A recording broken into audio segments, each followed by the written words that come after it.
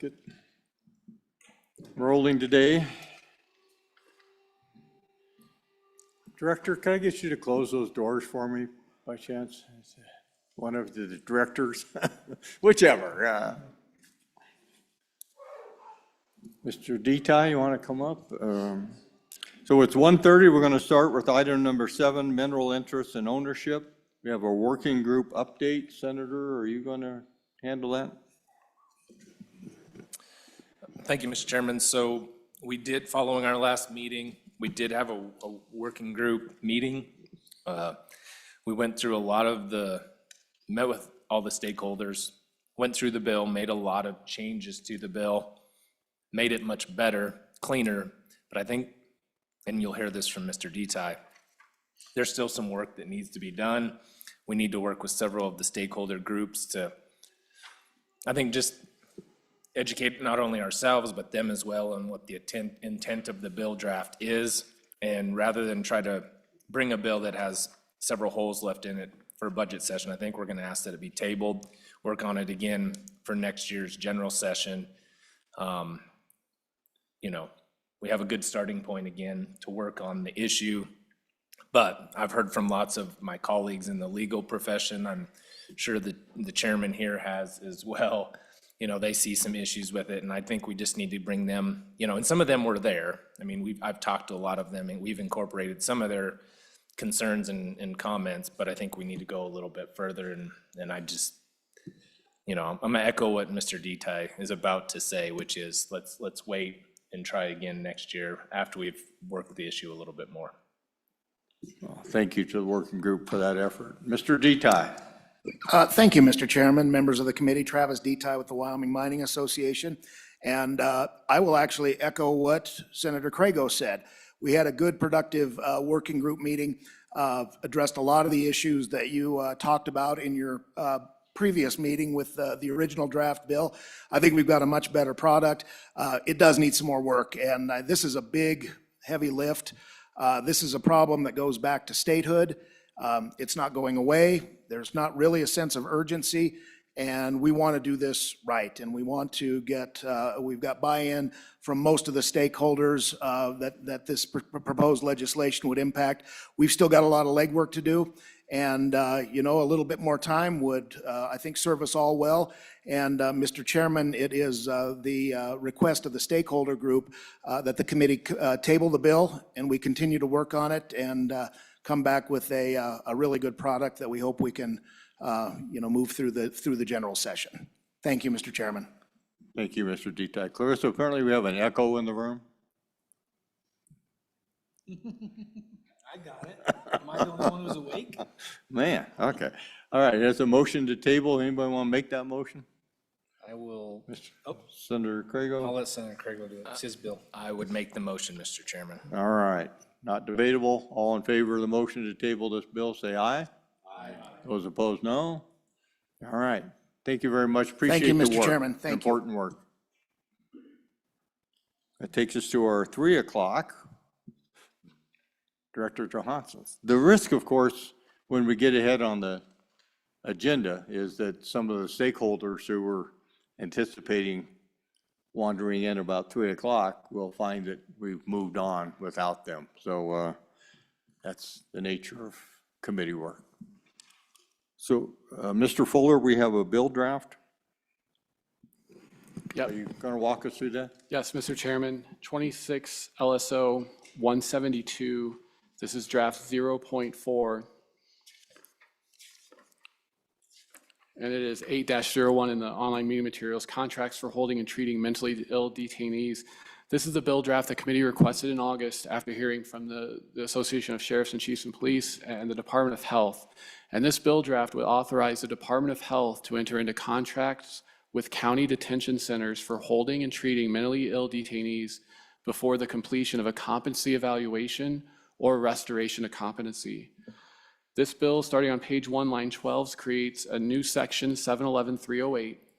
And then on page 2, line 1, the bill provides that excluding the Wyoming State Hospital, the Department of Health may designate facilities as qualified to provide security, examination, or treatment to accused persons and enter into contracts with those designated facilities for the security, treatment, or examination.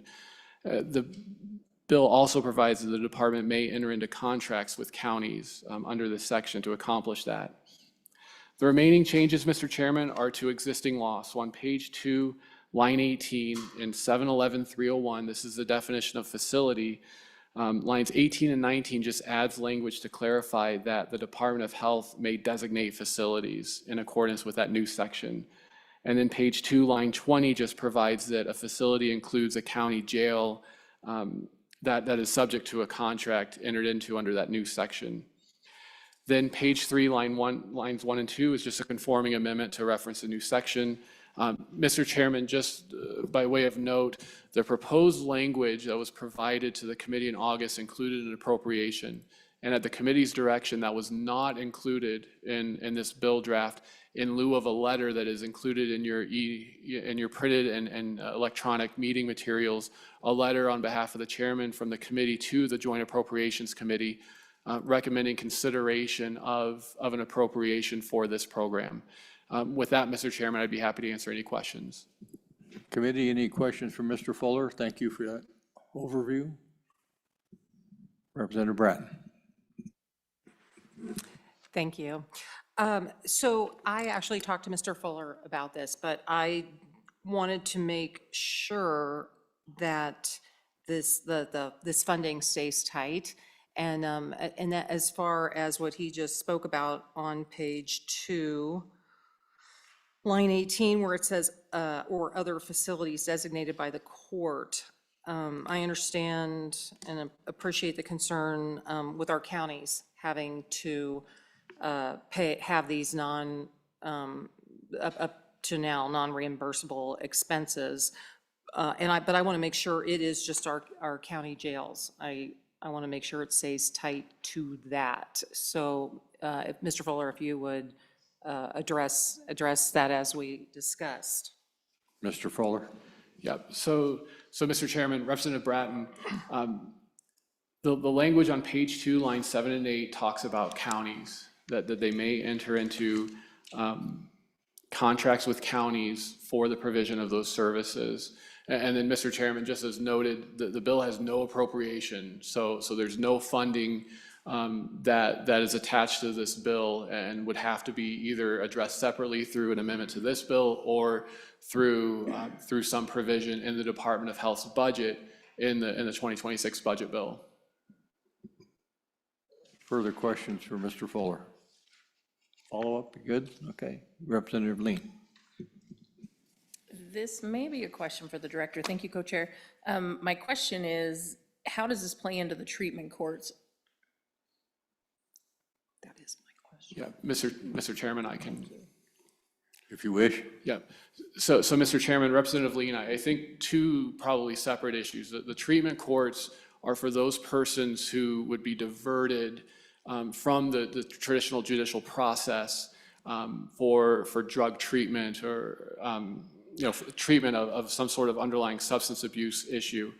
What is contemplated in this bill draft are contracts for persons who are considered to be mentally incompetent to proceed in a criminal case. That person is unable to understand and comprehend the nature of the charges that have been filed against them, or are unable to assist in that person's own defense. So the two are separate issues.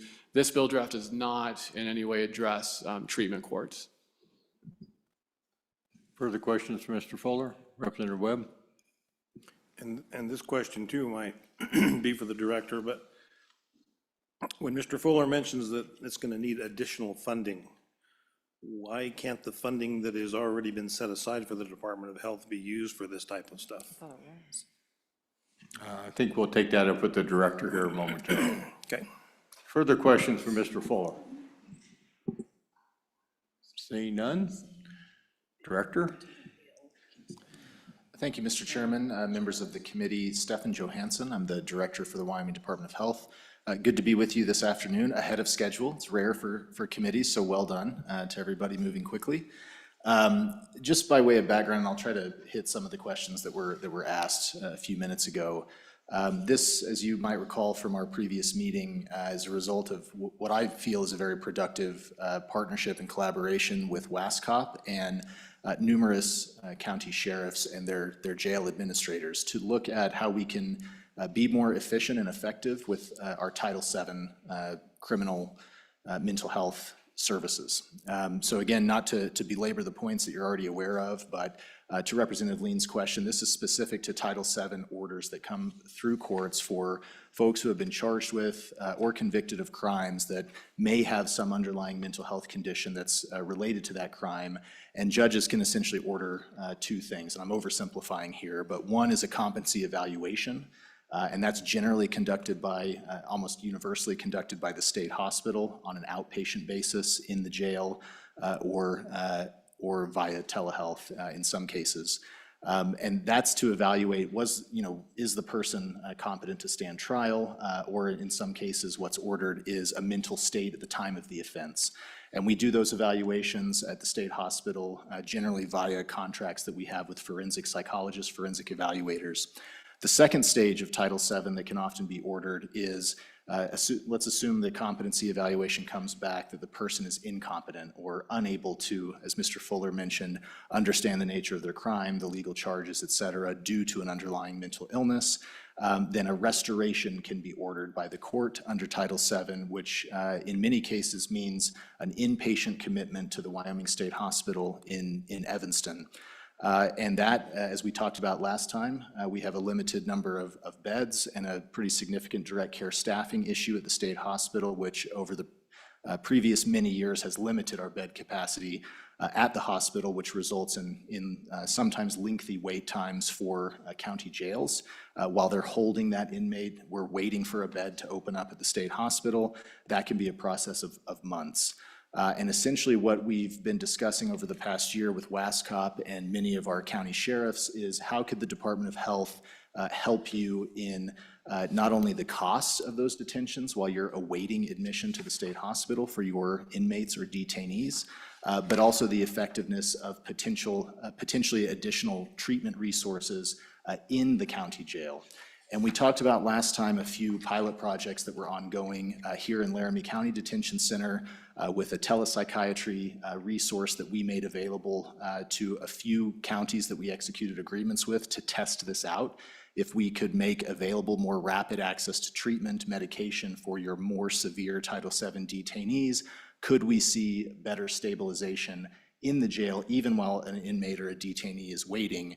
That can result in lower staffing burden on the jail and the sheriffs that are holding that client, and potentially get them to general population as opposed to a one-on-one staffing in their own cell or unit, but also better treatment, more humane treatment for the detainee themselves. Often, in some cases, these clients are very, very sick, have extreme behaviors, violence, self-harm, et cetera. And we've seen in Laramie County Detention Center through the implementation of some telepsychiatry that the Department of Health made available and legal liability protections that we were able to offer the jail under Department of Health contracting over the past year that it's been operating.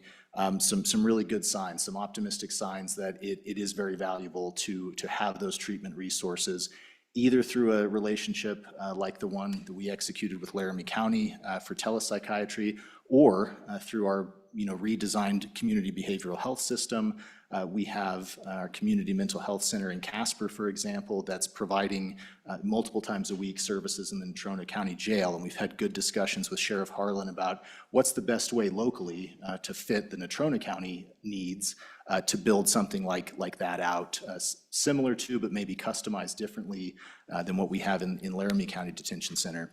So long-winded way of saying this would kind of codify and solidify the ability, the permission for the Department of Health to enter into contracts with counties, with county jails and sheriff's offices for kind of a tiered structure of reimbursement, both for holding, providing security, as you see in the language here, those detainees that are awaiting admission to the state hospital, but also a tiered structure, if it's available or possible in that county or that detention center, to offer additional treatment resources, and essentially through medication or other interventions, be able to compensate at a higher level of reimbursement the jail or detention center that might be offering additional treatment resources, in some cases facilitated by partnerships or contracts with the Department of Health.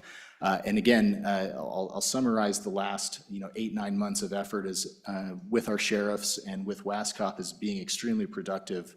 And this, I think, allows a very simple way in statute to offer this type of compensation, similar to what the department has authorized in Title 25 for designated hospitals.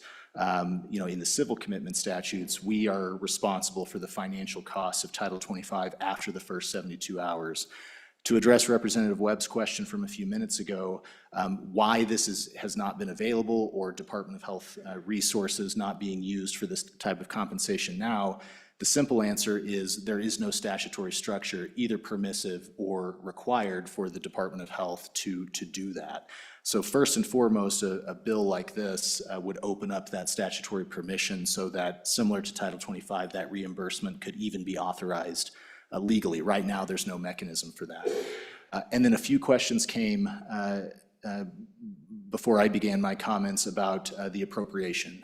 And as you'll recall, we provided the committee with a brief kind of outlining this bill concept at your previous meeting.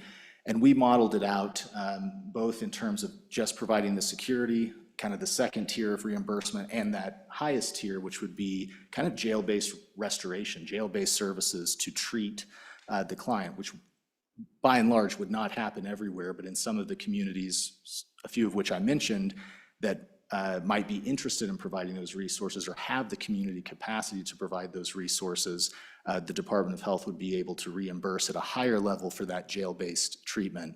We modeled out that potential appropriation for the bill concept that we brought you at about $2.5 million per year, assuming, which is an assumption, an average of $230 per diem for those types of services. I believe Senator Hicks brought up some questions at our last meeting, which were very well taken, and his time on appropriations, he remembers often the Department of Health comes in and has in the past several biennia come in under budget at the end of the biennium, what we call having reversions or projected reversions, where we have not spent all of our state general funds. And I think my recollection of the discussion, and happy to be countermanded if that's not accurate, was that there might not be a need for the appropriation because the Department of Health might have unspent general funds in the biennium. And in many cases, many biennia, that has been true. In fact, the previous 2 biennia before this one, the Department of Health saved over $100 million of general funds in each of those biennia. The Joint Appropriations Committee at the time and the legislature, through working the budget, deployed those reversions, those savings in various ways.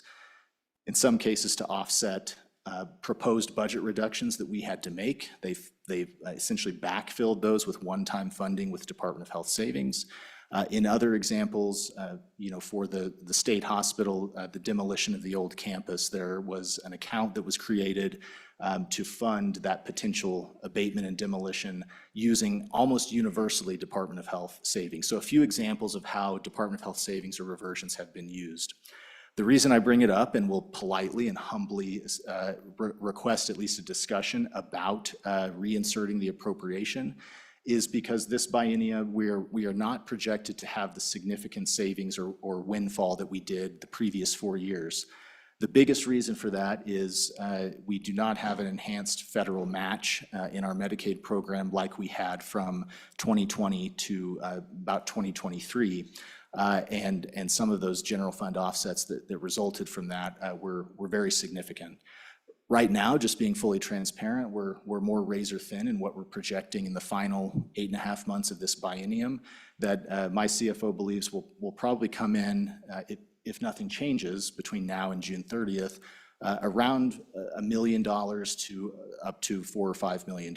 So it's tighter. We're not at the $100 million of savings that I was happy to deliver to the legislature over the previous 2 biennia. But the reason I think the appropriation discussion is important, whether in this bill or through another mechanism, is if this committee or the legislature believes this is a good direction to move forward with partnering with jails who might be able to provide additional treatment resources, make the Title VII system more efficient, lower these wait lists, lower the burden on jail staffing, lower the burden on the state hospital, we are supportive of this bill and believe it's a good direction to move. The appropriation is important because if we, in any given biennia, and could be the next one, come in with $0 of savings, then essentially there's no way to do this compensation for jails. One idea I had for the committee to consider, and Senator Hicks will remember on his time in appropriations, there's some precedent for this. There has been direction from the legislature that an appropriation is listed. Let's take, for example, the amount that we suggested before for this program, but with it, that it can't be used unless the Department of Health certifies that it's unspent general funds, other funding sources, potential federal funds that could be available, which we can talk about shortly with a new opportunity from the big beautiful bill, that the general fund appropriation essentially acts as a backstop. And you certainly have my word, we would commit to, if there are funds that we can free up or use outside of a general fund appropriation in the bill, there's a legal mechanism to do that. And previous appropriations committees in the legislature have authorized similar language to have us certified to the state auditor, for example, that we need to hit that appropriation because we do not have other funding sources available. And the real reason, humble reason for that request to at least discuss the appropriation is, again, I think the partnership with our sheriffs, the participation and the collaboration, especially over the last 1 to 2 years with our sheriff's office, has been extremely productive from your Department of Health director's perspective.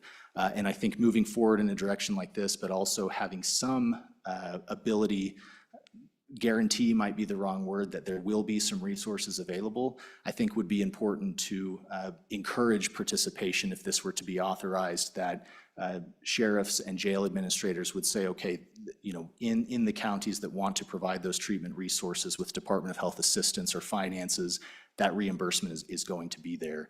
So again, apologies for the lengthy explanation, but as I mentioned, Senator Hicks and the committee's discussion at our last meeting in Casper, those comments are very well taken. I think there's potentially some ideas, one of which I suggested, that could kind of bridge that gap, maybe a compromise if it is this committee's pleasure to authorize a statute like this or a program like this to make sure that we could get it off the ground successfully. Mr. Chairman, I'll close with 1 or 2 things just to update the committee on. We talked at length about some of the reasons for the long wait lists in Title VII that are resulting in jails holding these detainees for longer than any of us want while we await beds opening at the state hospital. We have had some progress at the state hospital, as I mentioned briefly at our Casper meeting, in better recruitment of entry-level CNAs. In fact, over the last year, we've dropped from a approximate 50% vacancy rate for CNAs, which are our direct care staff. At the hospital right now, we're hovering around 15%, maybe a little bit below 15%. Really good work from our state hospital and our director of nursing to build a pipeline of CNAs. We're offering educational resources, what I think is a more positive culture, upward mobility in education to become an LPN or a nurse, some different supports that we're offering, and we're seeing that play out in the state hospital's data with much better recruitment of those entry-level direct care staff. The problem we're really struggling with at the hospital and some of our other facilities is on entry-level nurse recruitment. And in fact, our most recent month of data at the state hospital, we are currently sitting at a 39% vacancy rate for our nurse positions. So almost 40% vacant at the state hospital for our nurses. And what that means that the Department of Health does, we take those dozens, and in some cases hundreds of vacant positions at our facilities, all 5 of our facilities. We take that 100 series vacancy savings, and in order to keep the bed capacity we have now available to courts, jails, hospital emergency departments, we turn around and contract for very expensive traveling nurses, traveling CNAs, agency labor. And it is very expensive. We provided you a table with how much we are projected to spend on contract labor this fiscal year, and it's a lot of sticker shock there. So I do think our state hospital and other facility staffing levels specific to your direct care CNAs and nurses is a big part of this problem and this continuum, that if we were able to turn and burn at full capacity at the hospital, that wait list would reduce even further. But your sheriffs, your jails will I imagine, discuss the same kind of staffing challenges they have with deputies and jail-based staff. These types of populations are very staff intensive. They're often dangerous to themselves, dangerous to others, violent, as I mentioned, very, very ill in some cases, and it does take an immense amount of staffing to keep folks safe. With that, Mr. Chairman, want to thank WASCOP and the numerous sheriffs that we've worked with to get to this point. And even without this program being authorized yet, subject to the committee and legislature's discussion, been very pleased and humbled by the partnership that we've developed with many, many jails and sheriffs to, even without this, try to brainstorm and come up with programming resources that can not only work better for the law enforcement system, but work better for the state hospital and ultimately the patients that we're sharing in these pretty complicated judicial systems. Mr. Chairman, members of the committee, happy to stand for any questions. Thank you, Mr. Johansson. First off, is there really any difference whether we put the appropriation in the bill or you put it in your budget request to the Appropriations Committee? Mr. Chairman, I have to be careful because it sounds like you're asking for my preference. I think it's cleaner in the bill as a standalone, if the program and statute is being authorized to have it in the bill itself. Mechanically speaking, no, I don't think there's a material difference. We would just be referencing a potential statute in our budget request that hasn't yet passed the legislature. So maybe a little bit disjointed in our discussions with appropriations. There's something in our budget request, and then in December and going into our budget hearings and ultimately the February session, potentially two areas where it's existing. From my perspective only, I think it's cleaner within the bill, just to show that that's where the appropriation is. And again, this is just an idea we had based on some previous JAC work and other areas of the department where general fund appropriations in a bill can have language that set it up as a backstop if there's no other funding available. But from my perspective, Mr. Chairman, cleaner in the bill than being kind of in two places with the statute and program here and the appropriation in our budget, if that makes sense. One follow-up before we take the rest of the committee. Can you explain the potential benefit if even just a few of the maybe bigger jails participate and are dealing with some of their population through a program like this? How does that pay a dividend to all the other counties as well? Mr. Chairman, thank you for that question. I think it's an important point. So we know that in some county jails, the volume of Title VII detainees or orders for state hospital restoration are just very low. And in those communities, there may not even exist the type of treatment resources that you'll find in a Laramie County, in Natrona County, Sweetwater County, Sheridan County, just as a few examples. But what we're talking about here is a system at the state hospital that truly is first come, first serve. We try to be very fair and equitable that Title VII orders for inpatient services at the state hospital, they come in, they're added to a queue. And unless there's some very extreme emergencies, life safety issues, we will not bump people, cases up in that queue. So to answer your question, if you have your higher volume counties that just see more inpatient orders, like Laramie County, Natrona County, Campbell County, Sheridan County, Sweetwater County, and again, we're very rural in Wyoming. These are not extreme volumes, but higher, relatively speaking. If there are folks that stabilize quicker, in some cases through stabilization, do not need to go inpatient to the state hospital, and in fact are fully capable and restored to be able to either stand trial for the crime that they're charged with, or in some cases have already served the time that would be in their sentence. You're talking about discharge, to the community. That by its very nature has a stabilizing effect or a decompression effect on the entire system, meaning those higher volume counties see lower volumes of folks committed to the state hospital or shorter wait times. That in essence helps even counties who wouldn't participate in active treatment in their jails, either because the resources aren't available or it just doesn't make sense on the volume. So having that system-wide approach can really benefit the entire criminal justice system when it comes to Title VII, with the shared goal that I think we all have of getting the state hospital to be able to turn beds over faster, provide those services quicker, and have more beds open.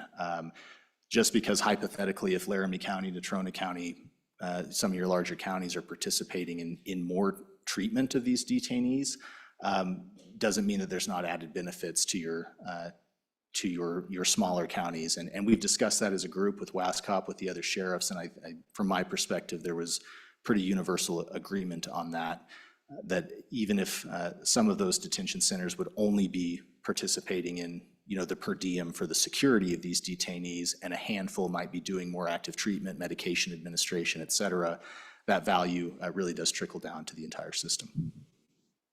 Senator Cole. Yeah, thank you, Mr. Chairman. Director, something came upon me that I wondered if maybe you could help me get an answer. So let's just say we move forward with this and we are reimbursing our local jails for this kind of service. And we have other communities that don't have this service, don't want to participate in it. Is there any thought given to moving these said people from jail to jail for services? Because frankly, if they can't get in the state hospital for evaluation, right, how are we going to handle it? If we're going to have some flexibility in the system, which this language allows you to have, what's your thoughts on that? I mean, where would you draw the line, I guess, on that scenario? Thank you. Director. Mr. Chairman, thank you. And Senator Kolb, it's a good question. And it gets complicated both legally and operationally to have essentially jails that would be receiving inmates from other county jails because they have better services. I don't think that's contemplated here in this bill. It's certainly possible, and it very similar to our treatment systems. We do that a lot in the health space of where is there a center that has these treatment resources? Can we share that across county lines or regionally in the state? The concept is possible. I don't see that happening immediately with a bill like this, but just with the Title VII case we were working a week or two ago, that question came up. Could a larger detention center in a more metropolitan area help out this other jail or detention center by admitting that client? And like I said, it's possible, not really contemplated in this permissive language here, but does involve, I think, some legal complexities and certainly judicial discretion on where folks are ordered. But it's a good concept. I wish I had a better answer for you. I think that's something we could pursue in the future. This essentially gives permissive language to the department to contract in basically 3 different ways with county detention centers. Number one, just for the financial per diem reimbursement for security, and then some tiers above that for treatment. I think if this were successful and we saw some of those benefits of faster stabilization, lower wait times, faster processing times in this system, that could certainly be considered in the future. But I don't want to speak, Mr. Chairman, for the sheriffs, the county jails, the judicial system. I think that's a different can of worms that your Department of Health Director probably isn't the best person to ask. Senator, follow-up? Yeah, thank you, Mr. Chairman. Yeah, but I think we have to talk about it in that there's going to be facilities, for we like it or not, either are receptive or non-receptive of said funding. Maybe they don't want to go through the hassle of applying for it. I don't know. But we've other facilities that can do it. And I guess I just want to, put that up as a potential issue that will happen, because you're asking right now, counties are just bearing the brunt of the entire cost of holding those folks there until they get an evaluation. So the follow-up question I really have is this, is this going to take the pressure off of you? I'll use that word in Evanston for these evaluations. And I mean, and I'll just say it in a very broad way. Why would I want to do that? In other words, why wouldn't I want you to improve what you're doing at Evanston and try to do the best you can? It kind of is a weird deal we find ourselves trying to deal with the problem that you guys just don't have the staff to handle for whatever reason. So what can you do to reassure me that you're going to continue to try to improve the situations? I mean, I understand about the nurses, believe me, about the traveling nurses. But what can you assure me with that we're going to still not take our eyes off the ball here on trying to improve? Director? Mr. Chairman, Senator Kolb, it's a fair question, and both answering in a very oversimplified way that you have my commitment that we won't. There's some reasons for that. We are not allowed to say no at the state hospital to admitting clients. If there's a court order, they are coming to the state hospital. It's the length of time to get them there that we have these structural barriers, some of which are staffing, some of which is just order volume and the number of folks coming into the system that stress the bed capacity that we have at the state hospital. As an example, we have a physical plant in Evanston of 104 beds for both civil and forensic commitments, so Title 25 and Title 7. Right now, because of our vacancies and staffing limitations, we're operating about an 80-bed hospital. So I want nothing more than to stop paying out-of-state contractors and these agencies for a limited amount of staff that we can afford through our vacancy savings. It would be better for us and better for the state long-term if we can recruit our CNAs and our nurses and operate at full capacity, 100 and 104 bed facility. That's our goal, that's our mission. And again, we have a lot of pressure, even outside of the executive and legislative branches. In this case, from the judicial branch, the order is in, we are compelled to show cause, we get called in for hearings. There is a lot of legal pressure for us to be as fast as possible from the judiciary, and we do our best to do that. So I don't think a program like this, Senator Kolb, lets us rest easy, and I understand where you're coming from because conceptually that could happen, but we have so much demand for our state hospital, both on the civil side in Title 25 and the forensic side, that I don't see that changing and allowing us to be lazy, so to speak, and say, well, we're just going to dump this treatment potential on the courts or on the jails. I think this is just an added benefit for some clients to receive some more rapid treatment while they're waiting for our services. Director, is a jail really conducive to treatment, or do they need to retrofit part of the jail to look more like a hospital setting? Mr. Chairman, that's a good question, and I want to be clear that we do not believe that we should be turning jails into psychiatric hospitals or mental health centers. However, in some cases, not all, there are treatment resources that are absolutely conducive and ideal for the types of conditions that our jails and our sheriffs are seeing. So if you think of folks at the top of the pyramid of mental health acuity, folks with schizophrenia, schizoaffective disorder, who have committed crimes, misdemeanors or felonies, you see some very extreme behaviors and results of the conditions they have. And in those cases, often treatment and in some cases medication can be absolutely necessary, not only to protect the life of that person, but the safety of the folks working in the jail. That's really at its root what we're talking about here. We've had discussions with this committee about new programs and pilot programs that have started in certain communities that are a little bit more broad, looking at diverting from Title VII for low-level nonviolent misdemeanors.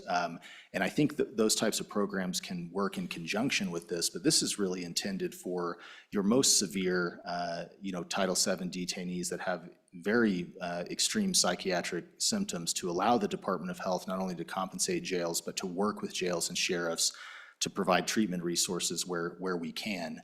And I'll give you one more example that this legislature authorized required the Department of Health to reform our community behavioral health system that took effect July 1st of 2024. And again, that's another area where we could use treatment resources the Department of Health is already paying for, incentivize mental health centers to work more closely with their jails on services that they can provide, where we can realize some more efficiency through treatment resources that might be available in the communities. That's not available everywhere. Again, when you're talking about medication administration in a psychiatric context, we want to be very careful and supportive of our jails that might be willing or interested in doing that. But it's a good example of, kind of this whole system coming together with these priority populations, like your criminal justice involved clients, to work a little bit smarter instead of harder. Further directions. Representative Lean. Thank you, Mr. Chairman. Thank you, Director, for joining us today. My first question would be about how many people do you anticipate to serve with this legislation? Mr. Chairman, Representative Lean, it's a very good question. I probably have to get back with you on projected numbers. I think we provided at our previous meeting kind of our overall Title VII volume. It certainly wouldn't be the totality of those Title VII orders, but I think a certain fraction or percentage of your Title VII orders that are not just for evaluation, but for restoration services inpatient at the state hospital, that would be a subset of that overall Title VII inpatient volume. It's difficult to project just because we don't know the participation rate that we would have with jails entering into contracts with us. Again, this is permissive, allows us to enter into those agreements. But I think if you looked at your higher volume counties, there would be a fraction of those Title VII inpatient orders that might very well be conducive to that higher level of treatment, in partnership with the department. But secondly, how I'd answer your question is in terms of just the straight reimbursement. So you have someone on the Title VII wait list at the state hospital that's being held in a detention center. Any jail that would enter into agreement with us would, in our view, qualify for that first tier of reimbursement, just a straight per diem. And that would be the entirety of the Title VII wait list, if that makes sense. But as we've been talking about, there's no guarantee that, your various county jails, sheriff's departments would say, yes, we're going to enter into that agreement for the higher level of treatment. I think that would be a subset. Well, Thank you, Mr. Chairman. My next question would be, correct me if I'm wrong, but I believe I heard you say that you're currently piloting this program. And if that is the case, how is it currently being funded within the jails, or are they just taking this burden on at the county level? Mr. Chairman, thank you. Representative Lean, so this specifically in terms of Title VII reimbursement to the jails is not being piloted. What we did start about a little more than a year ago was we offered to procure telepsychiatry, an MD level psychiatrist for jails that would be interested in having additional treatment resources, essentially provided or prescribed via telehealth, via video, from an MD level psychiatrist that the Department of Health contracts with. It's a very small program. We're talking maybe couple $1,000 a month. But what I was mentioning before is it's currently active in Laramie County Detention Center and has been somewhat successful in mostly from the good work of Laramie County Detention Center in their mental health work that they're doing to try to have more resources and treatment available for these clients. But it's very, very small, and we're not reimbursing the jail directly. We're essentially contracting with a psychiatrist to be able to come in, evaluate the condition, the paperwork, electronic health records of that particular detainee, and then offer a prescribed regimen of treatment, whatever that might be.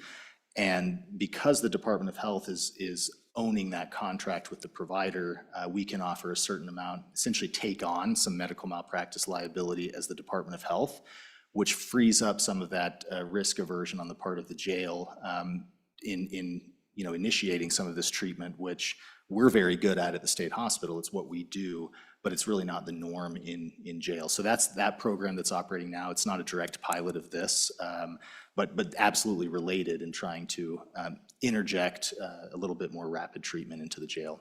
Representative Lean, we currently have 3 MOUs for that pilot program that are executed with Laramie County, Campbell County, and Sheridan County. Laramie County is the only jail that's actively using the program. So it's been a somewhat slow build out, but I think that's warranted, and we've moved slowly because this is kind of a new world, both legally and on the treatment side with our law enforcement system.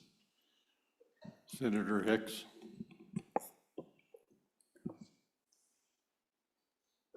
Yeah, Mr. Chairman, I just wanted to speak to the issue of the appropriations process and the difference between a bill and going back through their director's budget. And so there's basically fundamental to processes. If we sponsor legislation with an appropriation, you as a committee chairman, we're gonna have to vote on that appropriation. You as a committee chairman, or they're gonna have to shepherd that through our appropriations committee. But that never becomes part of the budget that was presented by the governor. And so the fundamental difference is if we go back through and we put a letter of support into our appropriations committee, provide the director the support to go back. He has to go back before the governor's budget office and present that as an exception request to his budget. And so then we know if the executive branch then supports the additional appropriation in his budget, that exception request will go to the appropriations committee. They will consider that at that point in time to include that into the budget going forward, whether it's one time, ongoing. But at that point in time, we've then the appropriations committee will have had the opportunity to look at the governor's budget with the exception request. And so at that point in time, if it makes it through that process and it makes it into the budget, it's much more simple to get that funded that way, and a much higher probability because you've already had the executive branch support the request. You had the appropriations committee support the request. And then you could put the caveat, and we do this all the time, that appropriation is contingent upon such and such bill being passed. So the reason that I think it's important to go the direction is I'd sure like to know where the executive branch is behind this, and that the governor would include it as an exception request into the Department of Health's budget.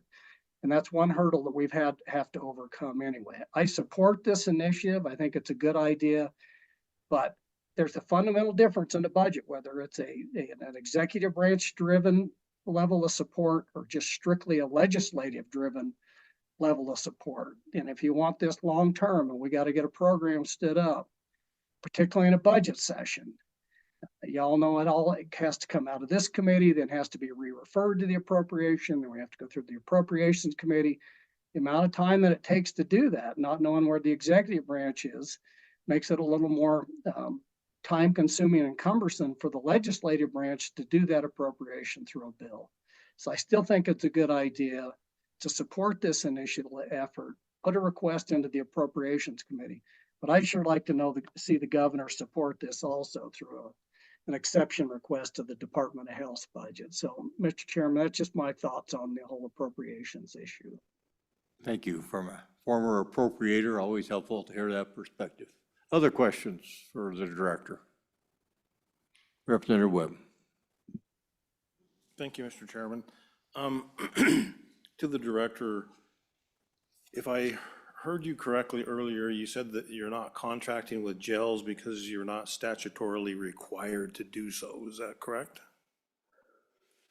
Mr. Chairman, Representative Webb, yes and no. No, we don't even have the permission in statute to do that. So not so much because we're not required, but there's no legal mechanism by which to do that. If you cross-reference Title 25, where the county is responsible for the first 72 hours of detention in Title 25, which is civil matters, not criminal, there's statutory mechanism that says the Department of Health then takes over after 72 hours to be responsible for all of the finances. So this is more about having any statutory structure to permit the department to pay the law enforcement system for this. And as you see drafted in this bill, it is permissive language that the Department of Health may enter into contracts with county jails for the purposes of this. Does that make sense, Representative Webb? Follow-up? Yes, I have a follow-up. Thank you. Okay, so you talk about the high costs of the traveling nurses. Are you permitted to do them, to pay them? Sure.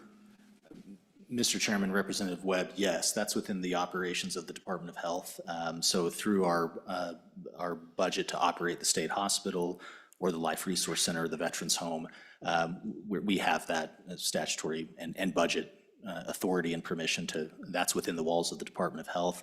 When we're talking about paying other providers, outside providers, generally that comes from statutory permission or authority, whether that's in Medicaid or behavioral health, community mental health. We have the authorization to contract with and pay outside providers for that. We just don't have that in Title VII when it comes to jails that are not part of the Department of Health system. further questions? Representative Lean. Thank you, Mr. Chairman. Just one follow-up on the MOUs that you mentioned. Do you happen to know an approximate cost of those 3 MOUs that you were mentioning? And secondly, the facility requirements, say some of these larger county jails such as my own take on these individuals, would there be direct requirements for remodels or isolation rooms that would be need to be made? Director. Mr. Chairman, thank you. And Representative Lean, right now, outside of Laramie County with the MOU for telepsychiatry in Title VII, no cost to those other MOUs, that because the other county jails have not started using that service yet. Again, happy to follow up and provide what the last year of cost with Laramie County Detention Center has been. Just off the top of my head, because I sign all of these invoices, we're talking relatively low dollar amounts. I think each invoice that I process is between $1,000 and $2,000, and that's for us paying the contracted psychiatrist, and we're not paying the jail directly for that.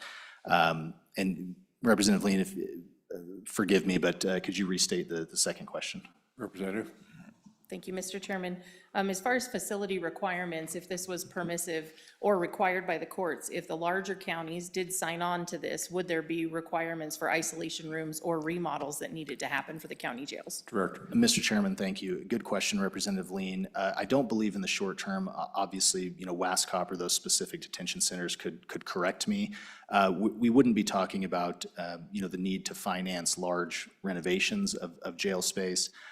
For example, Laramie County Detention Center has spent the past couple of years remodeling their own space at their own expense because they wanted to and saw the need for having some space for your mental health population that's in the jail for a variety of different reasons, Title VII being one of them. But this would not authorize us to pay for capital construction or any sort of renovations. This would be strictly for reimbursement for holding, for security, and in some cases for those that participating in active treatment. Further questions? Representative Webb. And this one really is probably more of a comment than a question, but my concern with this appropriating more money is that this is a backup plan. And I don't want this backup plan with the jails to become the Department of Health's primary plan. This needs to be fixed by the Department of Health so cops can be cops and the Department of Health takes care of their responsibilities. Okay, thank you much. All right, no more questions. Thank you, Ms. Director. Mr. Thompson.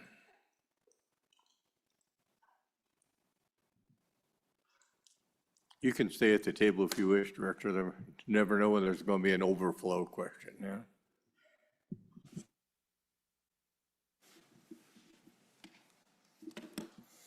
Thank you, Mr. Chairman. My name is Alan Thompson, the Executive Director of WASCOP, the Wyoming Association of Sheriffs and Chiefs of Police. As was mentioned in previous testimony, our working group and the 23 sheriffs in the state have been working on this discussion for several months now, actually predating last session. Some of the questions, and I would just like to say that where we're at right now with the bill language is something that I think as we stand right now, all 23 sheriffs do support or at least could live with that bill passing if it passed tomorrow. It does give the opportunity for sheriffs to have some say in what those contracts look like, if any, and gives some, direction and yet allows for the Department of Health to enter into contracts. The one discussion that we've had this morning about the funding mechanism of that, while we don't have any input on where that comes from or how it's earmarked, we do ask that there be some sort of earmarked funding so that we're not in a position 6 months or 18 months into a two-year cycle where funding is exhausted because it's earmarked or used for something else. Once a sheriff enters into these agreements, then 2 yearly budgets are going to be contemplated during that time and trying to figure out what costs will be to run a jail. One of the questions that we had this morning was something to the effect of, can this cause the state hospital to defer to jails more and more and kind of not work on that requirement of having that state hospital bed available? I think that the permissiveness in the language in the statute allows sheriffs to formulate that in their agreements. And if we're not in a position where the sheriffs see some movement on the state hospital side, or at least feel like it's regressing on the hospital side, I think they have not only some options within those contracts that they enter into, but then the ability to come back before this legislature in a year and talk about how that may or may not have worked out. I do think that they're very hopeful, especially in what we, the testimony that we heard this morning already, or this afternoon already, about how this could impact, your smaller jails that aren't maybe actively treating, how it can reduce that whole pipeline impact starting the day that these personnel in the jail are court ordered to the state hospital for evaluation or treatment. So we do share that hope that this is going to speed up the process all the way around for every person that's in that list of names going to the state hospital. One of the questions that we heard this morning was making a requirement for some of those more robust jails to take on inmates from smaller jails. I would caution that while it's not contemplated in the language that we see before us today, there's several problems with that from as little as access to their lawyer and access to family members, access to other people that can help them with their case and things like that. There's also the, sheriffs already enter into agreements to house inmates for each other. And a lot of times those agreements can come to an end when that inmate becomes too time-consuming or costly, whether it be damage to the facility or otherwise working manpower issues in that jail that accept them at first, and then they're going back to the county where they belong. So those are very difficult to legislate, and I think that there would be some opposition from some of our sheriffs on requiring that. But we would be happy to answer more questions about that. I do think that if we let the system work its way through in the next couple of years, we might see that happening organically. You might see agreements among sheriffs just to facilitate that reduction in the pipeline and the list to the state hospital. So it would be interesting to see. And Mr. Chairman, that's about it. I'd be happy to answer any specific questions if you have any. So for either or both of you, we've heard comments about judges referring an increased number for people for these referrals under Title VII that we didn't see previously. From your experience, are those increased referrals justified? Do we have more mentally stressed people out there, or are we just having judges with a lower tolerance or something? Mr. Chairman, it's a good question. I don't have a great answer. We discuss and debate that a lot. Do you have more mentally ill people in society now, or is it a function of, it's diagnosed differently, it's talked about differently, there's more awareness and access to certain resources so the volume grows? I don't know exactly what the answer is, but as we presented on and discussed at our last two meetings, since 2015, we did see a steady increase in the number of Title VII orders that were coming in from the courts. That has stabilized in the past year and a half. And I think that while we can't draw a causal connection, it's likely due to some of the changes that have been made, both legislatively for who we're prioritizing for state-funded resources like this population, or local efforts among law enforcement, the courts, treatment providers there to look at other alternative programs, diversion courts, et cetera, potentially impacting those, the overall volume. But it's a tough philosophical question on, are there more sick people, or is it just a supply and demand shift that we've seen coming into the judicial system? Experience tells me, Mr. Chairman, it's probably a mix of both. Thank you. Representative Lean. Thank you, Mr. Chairman. Thank you for joining us today, Mr. Thompson. My question is about covering funding. Do the sheriffs anticipate that this covers all medication, all MOUs, and security, as well as the meals and the bed and the electricity and everything that goes with that? Or is it that the Department of Health covers a significant portion, but the county jails may be picking up a portion of that bill? Mr. Thompson. Mr. Chairman, thank you. So the answer would be the jails are receiving no money right now for this. So the anticipation that some money to offset the cost is better than nothing is the conversation I'm hearing from most sheriffs. Trying to forecast what that cost is going to be has been extremely difficult.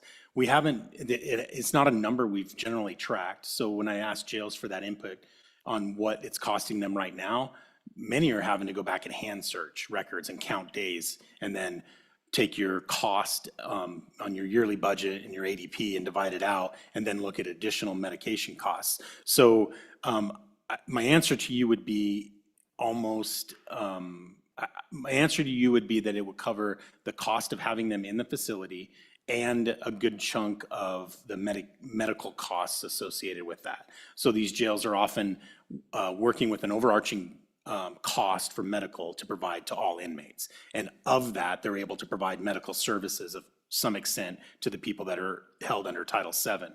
But when you get into additional costs for medication and things like that, that's when we can have conversations with the Department of Health on whether that be using their pharmacy purchasing power versus our local one. And, you know, there's various factors that that come in there. But looking at that average, I think the proposal was like a $230 per day per diem type of cost. I think that gets us in the next 2 years to a point where we can evaluate costs and really see what that looks like, pending whether there's a fluctuation in these Title VII folks. And I would like to answer that previous question also, Mr. Chairman, on the.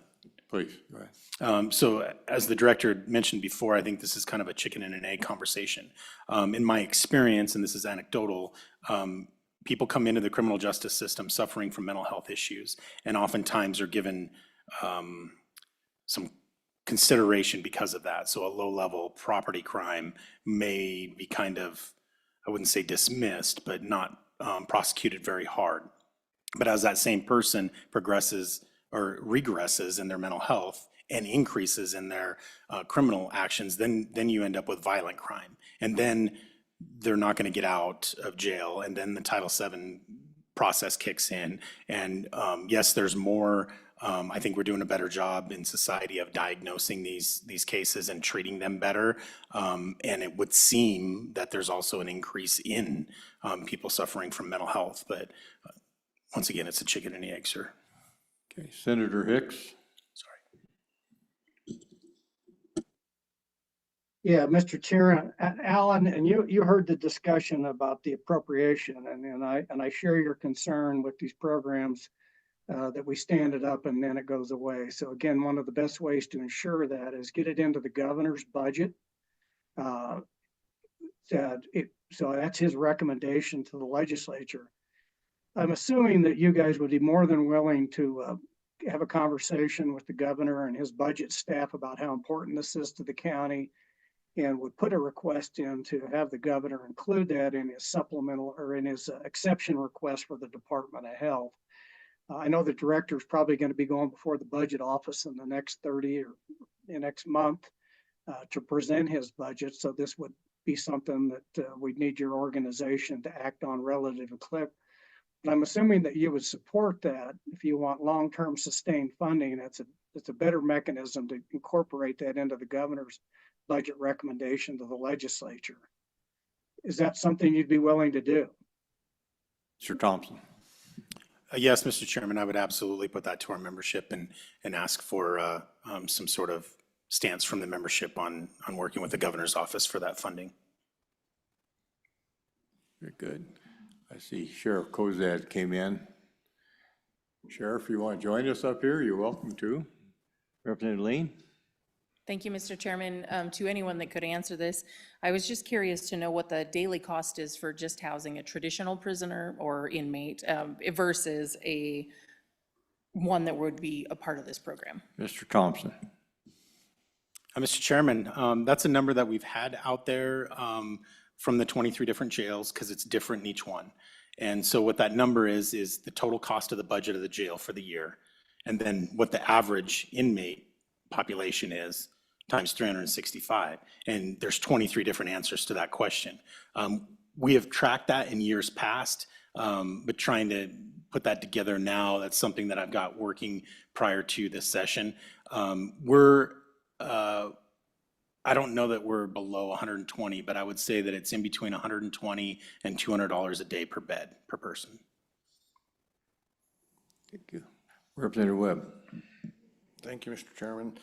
Thanks, Mr. Thompson, and thanks, Mr. Johansson, for being here too. I don't think I thanked you, so. Okay, I've never been a sheriff.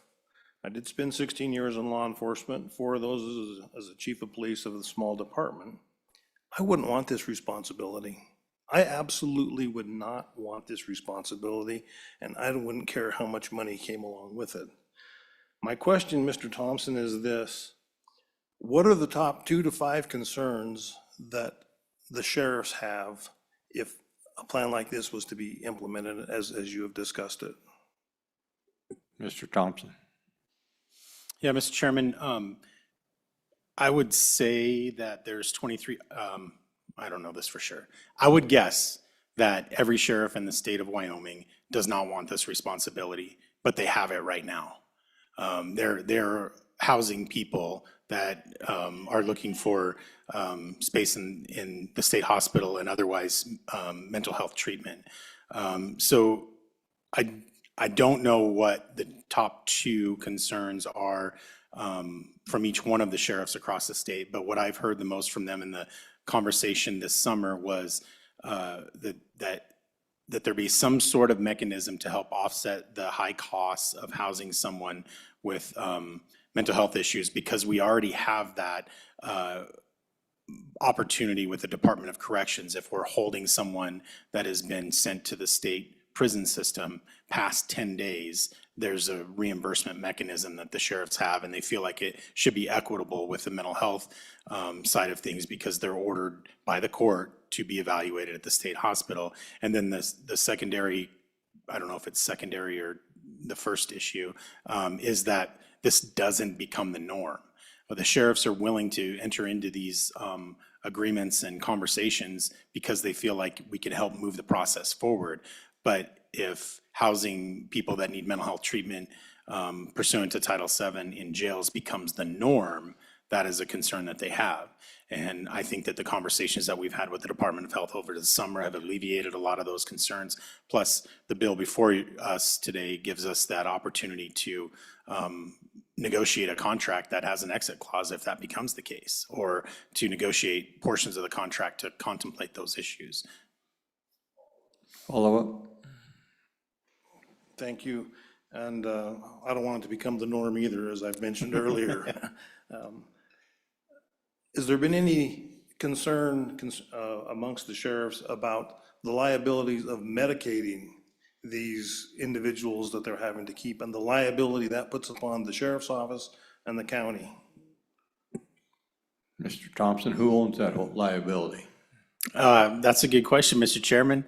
It depends on what exactly is happening and what there's, medical staff inside the facility, and then working with, should they enter into an agreement with the Department of Health and their medical staff. There's a difference between where that liability actually rests and what you can be sued for. I think sheriffs are well aware of all the things that they can be sued for, but where that liability actually rests are those conversations that they're going to have with the Department of Health, and whether they enter into contracts and agreements with the Department of Health on that. So I don't have a distinct answer without a specific example of what is alleged in a liability complaint. Senator Kolb. Yeah, thank you, Mr. Chairman. Just to be clear, I'm well aware of what's going on with the county jails and the liability. And the issue is I would think, and you maybe as the part I want you to comment on, is the sheriffs have a huge amount of liability. And they have even more liability when you're talking about taking away someone's civil rights because they're trapped in jail waiting for an evaluation. There's no getting out of this liability. Whether you're medicated or non-medicated, it's irrelevant. The sheriff's still on the hook for it as the ultimate person responsible, at least the way it worked in my county. So this conversation we're having merely makes the situation better. I mean, the only downside that I can say about it is if we give the get out of jail card to the Department of Health and they don't do anything, And you guys or our counties become the housing facility for the mental health people in the state of Wyoming, right? That's the downside. But other than that, this gives statutory authority so you can get an agreement with the Department of Health, you can being the sheriffs across the state of Wyoming, and get some compensation. You got to realize there is no compensation for these people. They're just trapped. They're trapped there waiting to be evaluated. This is merely a mechanism to give money back to the counties more than we're currently not. This just merely helps our counties out because basically it's an unfunded mandate. They're stuck in jail. And with all the liability that goes along with it. So I guess, did anything that I say, was that wrong? Or could you help me out with anything to kind of clarify it for other people? Yeah, I've heard this for a lot of years, so I got familiar with it, but.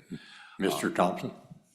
Yeah, Mr. Chairman, like I said, that liability exists with any inmate that's in the jail. And that law enforcement's liability is actually greater with someone that's entrusted in their care in a jail than it is serving the public out on the street that are calling 911. Because there's an inherent relationship between that law enforcement agency and that inmate.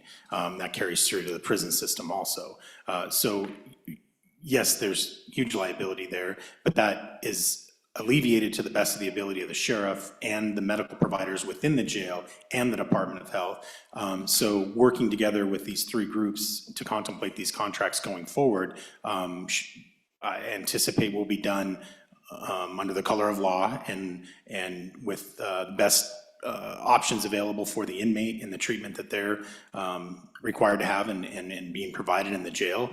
And I would just say that I can't imagine, should this bill pass, that things could be worse for the inmate in the jail 6 months from now than they are today.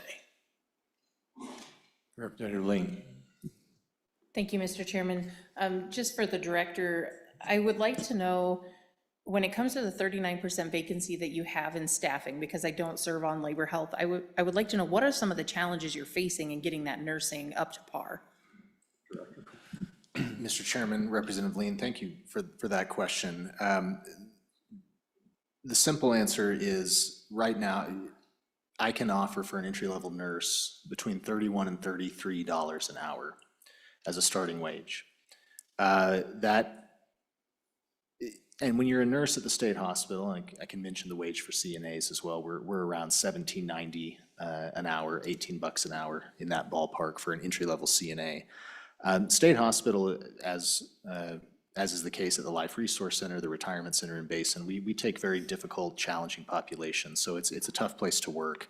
What we've seen over the years is that wage not out-competing both the healthcare industry, especially in when you think of Evanston.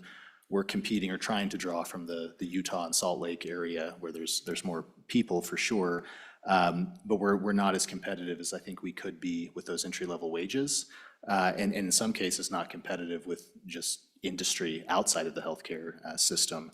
And I hesitate to make that the focal point because I know it frustrates committees when Department of Health Director comes and says, well, we don't have enough money for our staffing. But in these specific cases with our state hospital nurses, state hospital CNAs, same with our other safety net facilities that work with the state hospital, like the Life Resource Center, the Retirement Center in Basin, it has been a big challenge. And again, it's frustrating for me that in having those vacancies that we're struggling to recruit, that we turn around and contract often for double or triple the amount for agency labor for traveling nurses, and that's just not sustainable in the long term. So I have really appreciated the discussion of this committee, labor health, appropriations, and our executive branch with the governor's office and A&I looking long term at flexibility in compensation.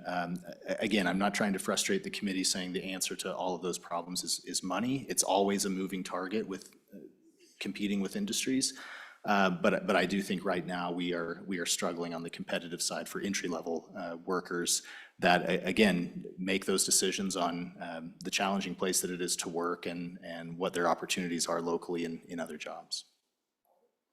Follow up? Thank you, Mr. Chairman. Thank you for that. Could you give me an estimate on about how many years you've been past that 30% mark on vacancy? Director? Mr. Chairman, I might have some of those figures right here in front of me, and would just refer back to some of the presentation that we gave, I believe, at your first meeting on this topic. Mr. Chairman, I don't have the information over each year, just have the most recent year right in front of me. But I will say, and we'll confirm this offline with a follow-up, I'm going on 5 years as director for the department, but have been with the department since 2013. We've been significantly vacant on CNAs and nurses at the hospital and the Life Resource Center for many years. It did, I think, increase from 2020 to 2023 for a variety of reasons. But we can look at breaking down those figures over the years. I wish I could say, we've seen a 0% or a 10% vacancy in recent memory, but that's not the case. Director, is this shortage unique to the state hospital and state facilities, or is it statewide, national, kind of regional issue? Mr. Chairman, we are absolutely not unique and a special snowflake in the difficulty of healthcare and health staffing, especially on direct care. But it varies across the type of facility, the type of population being served, and the geography in terms of what kind of labor pool you can draw from. But no, definitely not unique. If you talk to any hospital, nursing home, assisted living facility, by and large, the chorus that you will hear is what they struggle with most is access to and available supply of direct care labor. Okay, I see we have a jail administrator sitting back there. Maybe he's itching to come forward, and sheriff and.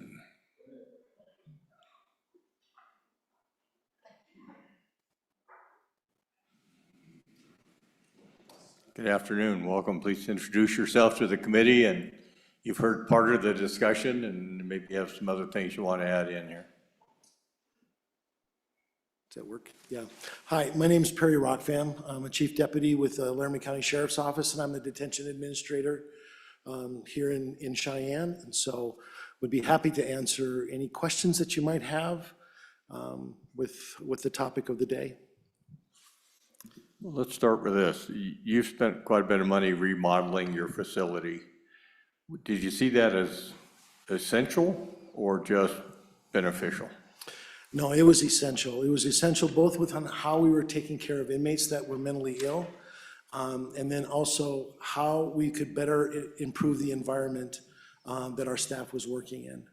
So as was mentioned, this population that is mentally ill, and again, 48 to 50% of our inmates have been diagnosed with a mental health disorder, and we talked about that the last time. Our jail population as of this morning was 270. So if you're looking at almost half of that with people with mental illness, and it's from all, minor mental illness to the extreme, about 11% of our population have an extreme mental illness that we're dealing with in the jail. So. And do they typically get better the longer they stay in jail, or do they get worse? Well, until we started doing forced medications, they got worse. We have been extremely successful, and I would say that that's one of the highlights that we have done as a jail, is when we're able to work with the court and get a court order for those people who are extremely mentally ill and getting them into forced medications. We have been able to take inmates who could not function, who were a threat to staff, and within time, we've been able to get them back into general population or housing. We have a special management housing unit that we can move them in there. Prior to that time of medications, we had nothing that we could do.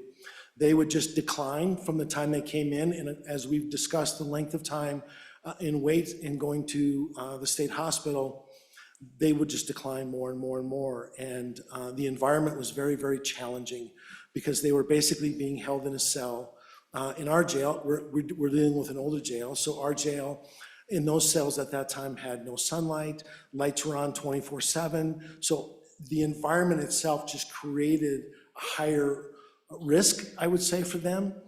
And so we have made some changes, but it has been at great cost to do that. And again, as a county, we've had to bear that cost.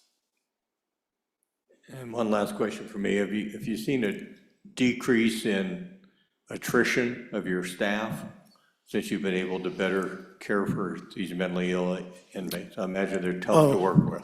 Yeah, we don't have the amount of people that are leaving our facility as when we first came in.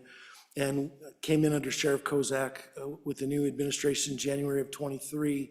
So at that point, we were down almost 60 personnel in our detention center. And so we've made great strides, but the thing that we've probably been most successful is we aren't having people leave like we were before. It's a great stress on staff when you're dealing with somebody that is mentally ill and for 12 hours a day. It's extremely stressful. Representative Bratton. Thank you, Mr. Chairman. My question is for the director. Is the pay scale for your nurses and your CNAs, is that fixed? And since we are talking about $5 million per biennium to reimburse the counties, can you give a signing bonus to your nurses and CNAs, or some of that money in order to staff up the hospital? Has that been tried, or is there a reason you can't do that? Director. Mr. Chairman, Representative Bratton, thank you. So our pay scale, I wouldn't call it fixed. We work in, just like all state employees, we have, the executive branch has various classification structures, minimum and maximum pay ranges, and pay tables that those are based off of. I believe we're currently based off of the 2022 pay tables, and again, it's always a moving target. The second the legislature updates, the pay tables to be more in line with market, 2 years later, you're behind again. It's kind of a structural challenge there. To answer your second question, been pleased with, again, within the resources we have, which is not always all that flexible, but the flexibilities that A&I, Department of Administration and Information, has worked with us on over the years. We have been able to authorize $2,000 sign-on bonuses for our direct care staff. And we've utilized that. I haven't seen a great uptick in the recruitments based on that, whether that's because the amount is too low or it's just the labor pool in our areas where our facilities are. It's hard to say, but we have experimented with sign-on bonuses like that. I think recently the biggest success I've seen, especially when it comes to direct care staff like CNAs, is both advertising, talking about, and making available more of a career trajectory with educational support that we offer through educational leave for CNAs that want to become an LPN or an RN. We've tried to really promote those pathways of advancement because we have those jobs too, and really trying to build a pipeline and a workforce internal to the state hospital or Department of Health that we can advance that way. We have seen a pretty significant reduction in our vacancy rate of entry-level CNAs at the state hospital just over the last year. Mostly because of those types of programs and the recruitment that our nursing staff, our director of nursing, are doing with our community colleges, our university, out-of-state educational institutions. We're hosting clinicals for folks in nursing school, and some of those folks come in, might have a proclivity towards mental health, behavioral health, like what they see at the state hospital, enjoy the team there, and potentially apply for those vacancies. But it really is a mixed bag, Representative. If I could comment on that. Please. And when I heard with the hourly wage of nurses of being $33 an hour at the state hospital, I can tell you, I wouldn't be able to hire a nurse at Laramie County. What do you pay, sir? Starting 40 to 42. That's enlightening. Thank you. And we're a jail. We run 24/7 medical. We're the only jail, I believe, in the state that does that. But we would not be able to staff our nursing staff at that wage. That we wouldn't even get interest. Okay, thank you. Thank you very much. Does the judicial branch wish to wade in to tell us what this looks like from the other side of the bench? No, I get some head shock. Yeah, okay, no volunteers on that end there. Any concluding comments before you step off?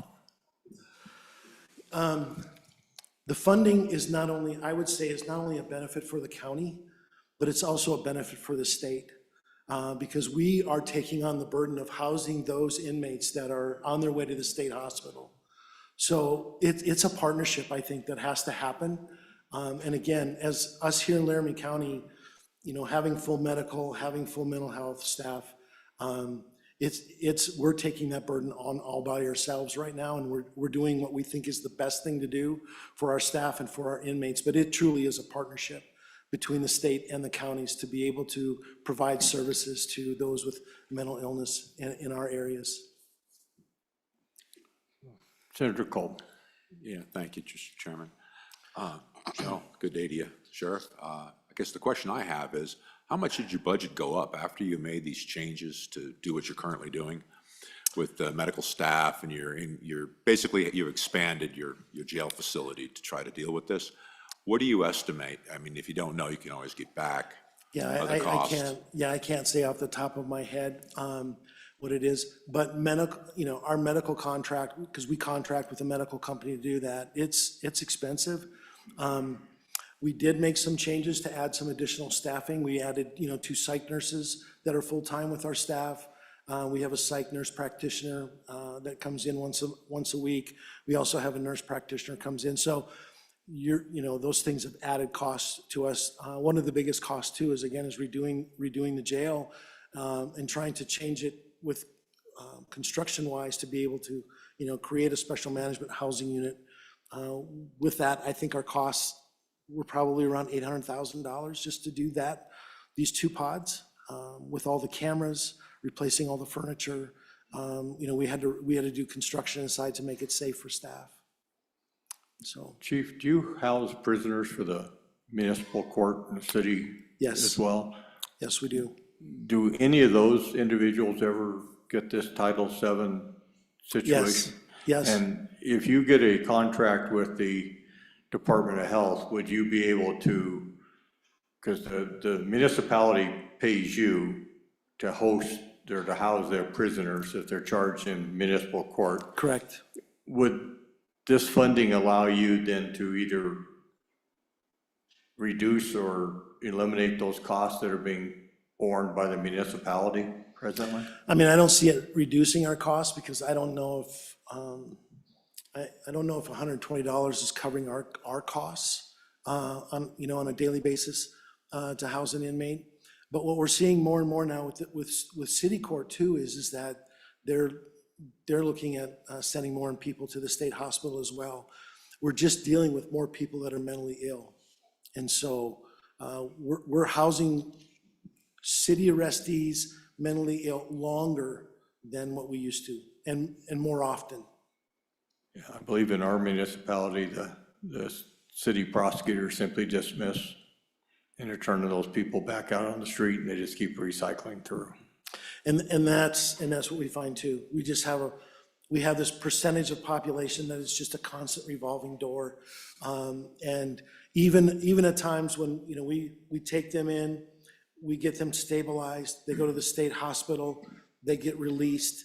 Once they get the release, there isn't the services in the community, they get off their medications, then they're back in the facility, and it starts all over again.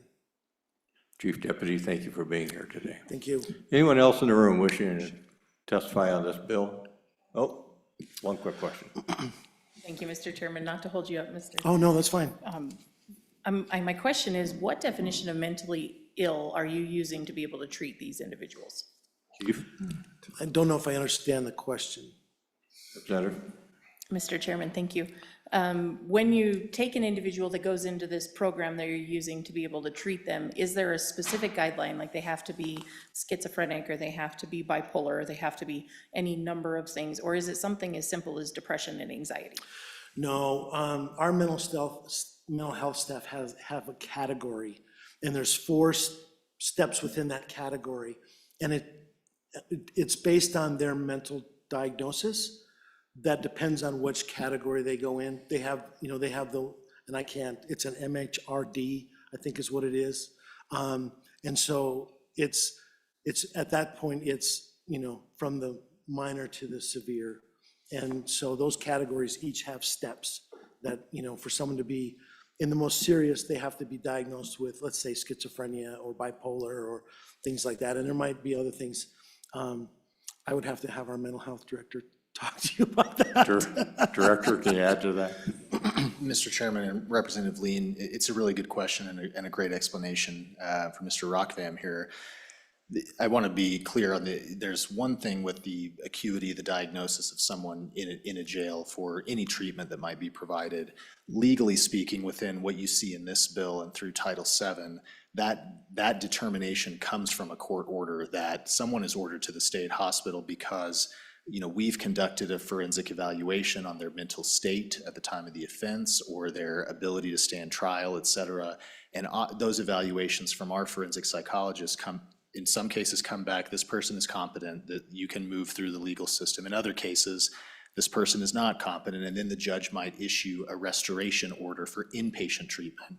The evaluation is complete, but an inpatient order at the state hospital in Evanston for treatment based on that evaluation, psychiatric evaluation that's happened by the state hospital. So kind of two things going on there. The legal mechanism to get someone into Title VII or is from a court order, and that would be the same in the bill draft that you see here. Any further? Thank you both. Anyone else in the room wishing to testify in regards to this bill draft? Seeing none, I'm going to close public comment. Committee, what's your pleasure? Move the bill. Move the bill. Is there a second? Second by Representative Filer. Any amendments to the bill? Any amendments? Page 1? Page 1? Page 2? Representative Bratton. I would like to, on page 2, line 3, insert county detention before the word facility. Is there a second? Second by Lean, Representative Lean. Inserting the word detention in front of the word facilities. County detention. County detention. Discussion on the amendment. Representative, you want to explain yourself? Just belts and suspenders, that it's a county detention facilities. Further discussion, questions? Senator Crago. Thank you, Mr. Chairman. I guess a question for the bringer. Are we trying to exclude all facilities except county detention facilities? No, I want to make sure yes. Senator? Oh, sorry. Sorry, Mr. Chairman. Yes. It seems like I just want to make sure that we're talking just about the county jails, reimbursing the county jails. Is that what this amendment, what I'm trying to do with this amendment? Well, this is existing language from existing statute, so we want to make sure that that doesn't have some impact beyond this bill change. Mr. Chairman. Is that your concern, or? So, Mr. Chairman, the language on page 2, lines 2 through 8, that is a new section of statute. And Mr. Chairman, the only note I would offer is if we say may designate county detention facilities, I'm not sure there would be a need for that first clause on line 2 where it says excluding the Wyoming State Hospital. I think that may well should be deleted as well.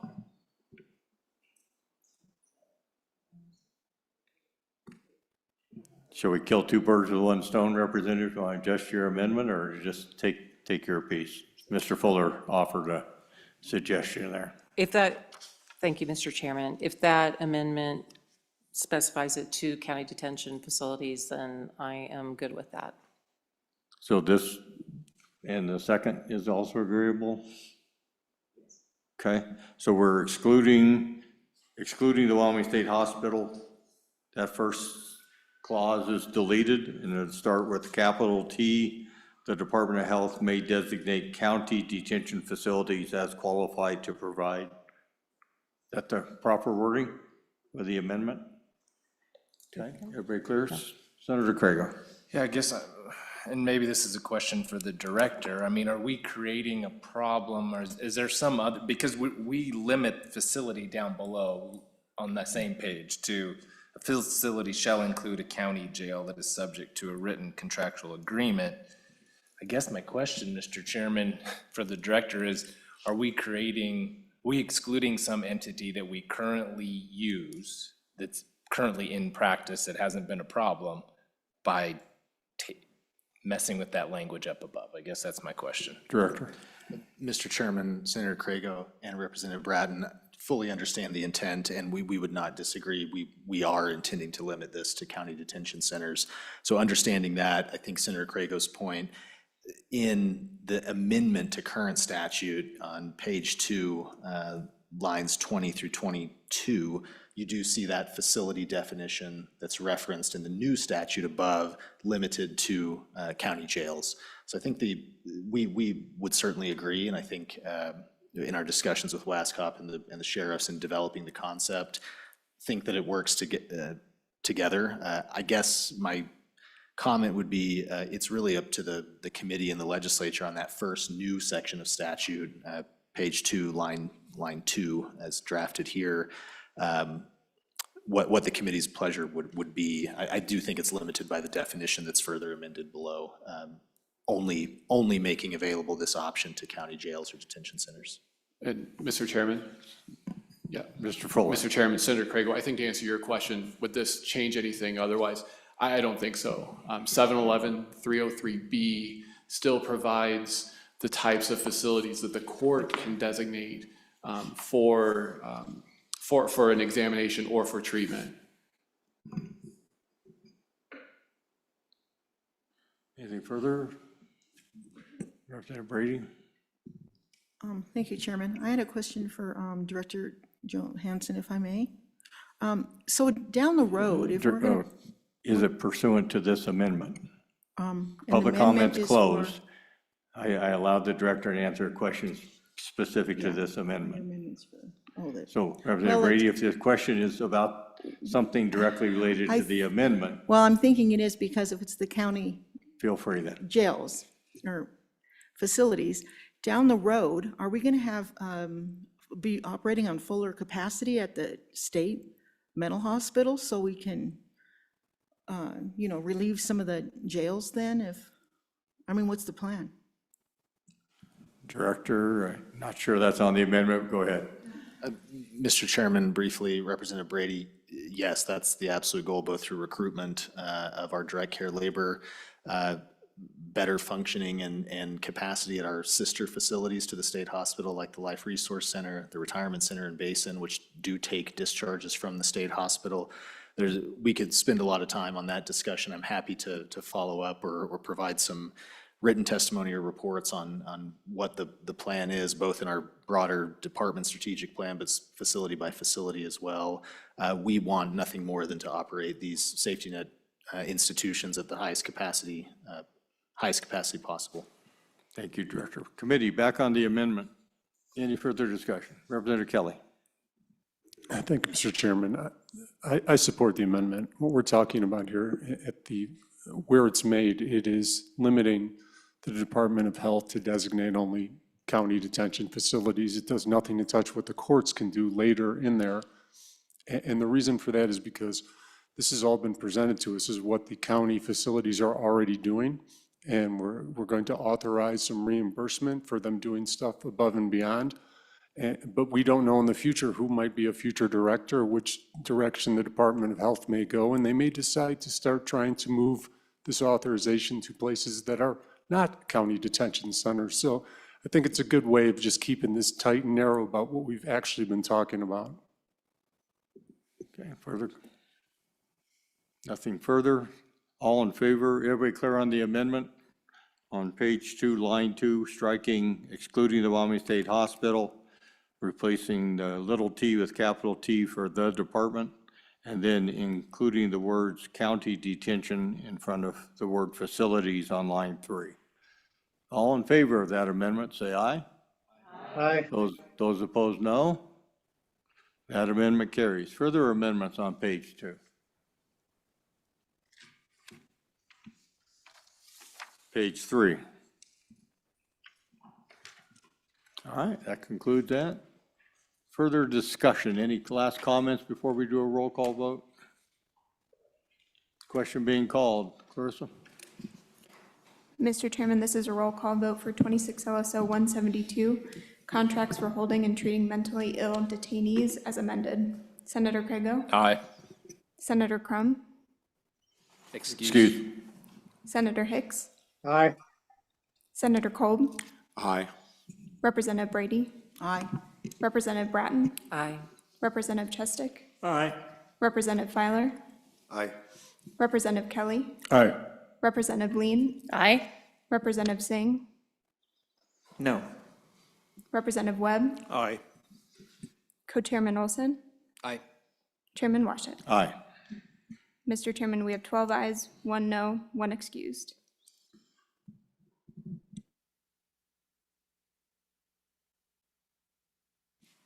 Thank you, everyone, for that. Very helpful. That takes us to our 4 o'clock agenda item. I'm just a little nervous about pushing too forward when we don't have maybe people here who anticipate participating in the discussion. Why don't we take about a 15-minute And just so break? you know, Mr. Co-Chairman, I had also reach out to anyone that was kind of in the periphery on those, so we could try to get as much folks on notice to be here on time. So other than general public comment, we've tried to reach out to all of our folks. Okay, so we're good? I think so, but you can still take a break. We can take about a 10-minute break, and then we'll wander back and get back to work on topic number 9.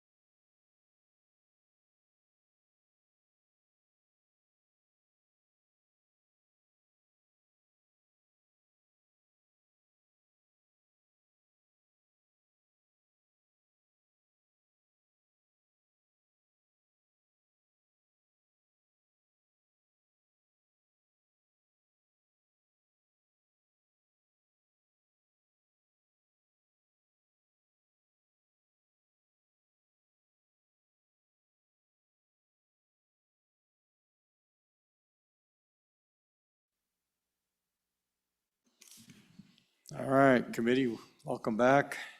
We'll jump now into our 4 o'clock topic, number 9, grooming laws. We have a bill draft. Mr. Fuller? Yep, and Mr. Chairman, so 26 LSO 79, draft 0.5, it's 9-01 in the meeting materials. And Mr. Chairman, this is with one exception for, I had misnumbered the bill on page 4 from August. This bill is identical to the draft, certainly in substance, to the draft that the committee considered in August. And I'm happy to go through it once again. I would defer to you on that, Mr. Chairman. I don't think that's going to be necessary. It's pretty much the same. Thank you, Mr. Fuller.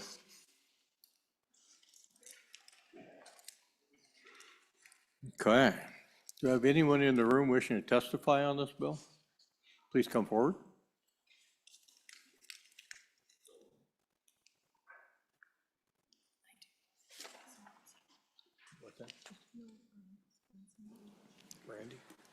Good afternoon, Chairman and Good members of the morning. committee. Good afternoon. Introduce yourself for the record.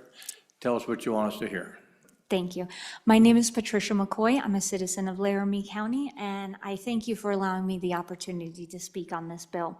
I'm here to voice my strong support for this proposed legislation concerning the grooming of children, related offenses, and vital amendments. Protecting Wyoming's children is one of our greatest responsibilities, and I believe that this bill is an important step in strengthening our legal safeguards against exploitation and abuse. As a mother who has previously experienced the heartbreak of having my own child groomed, this issue is not just a policy concern, it's deeply personal to me. The pain and fear that my family endured is something I would not wish on anyone else.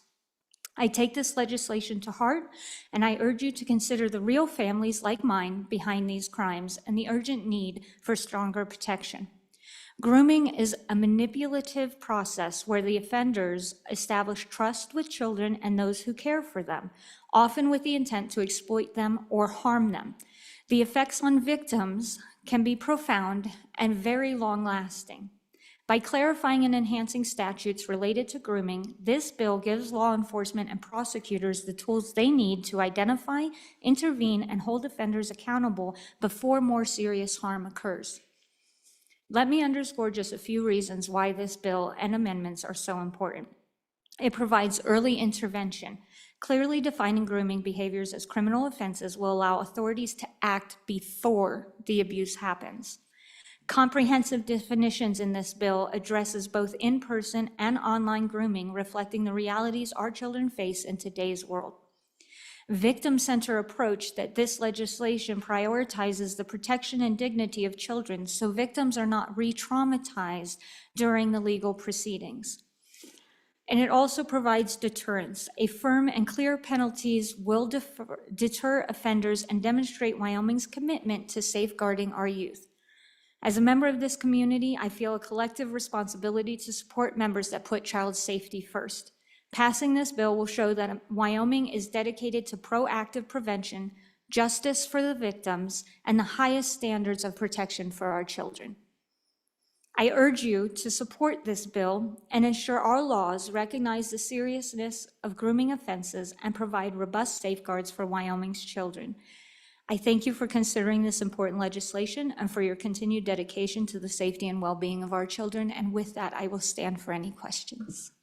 Thank you, Ms. McCoy. I appreciate your courage in being here today. Questions?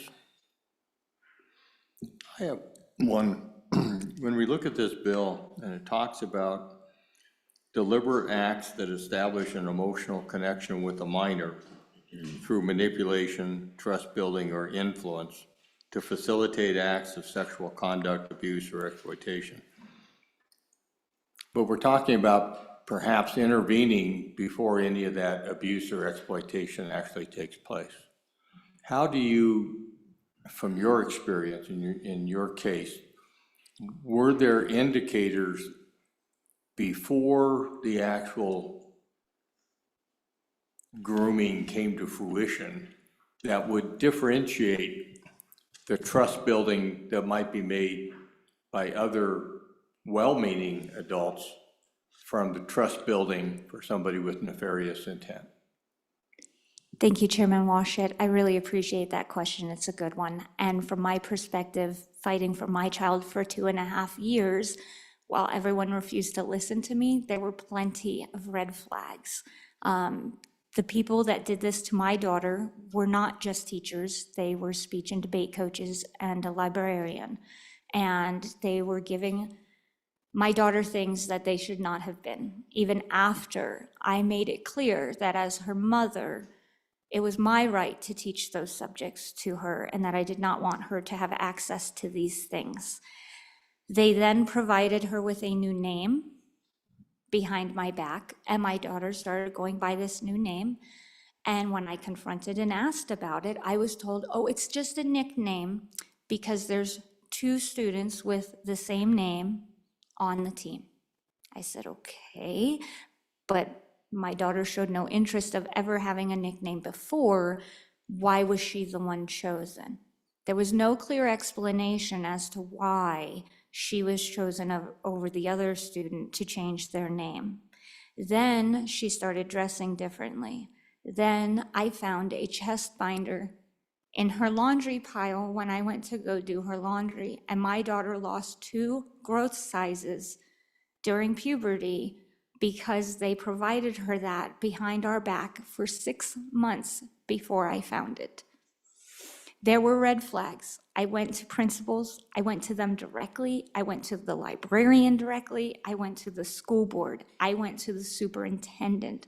I went through every avenue I could think possible to advocate for my child and for my parental rights, and I had every door slammed in my face.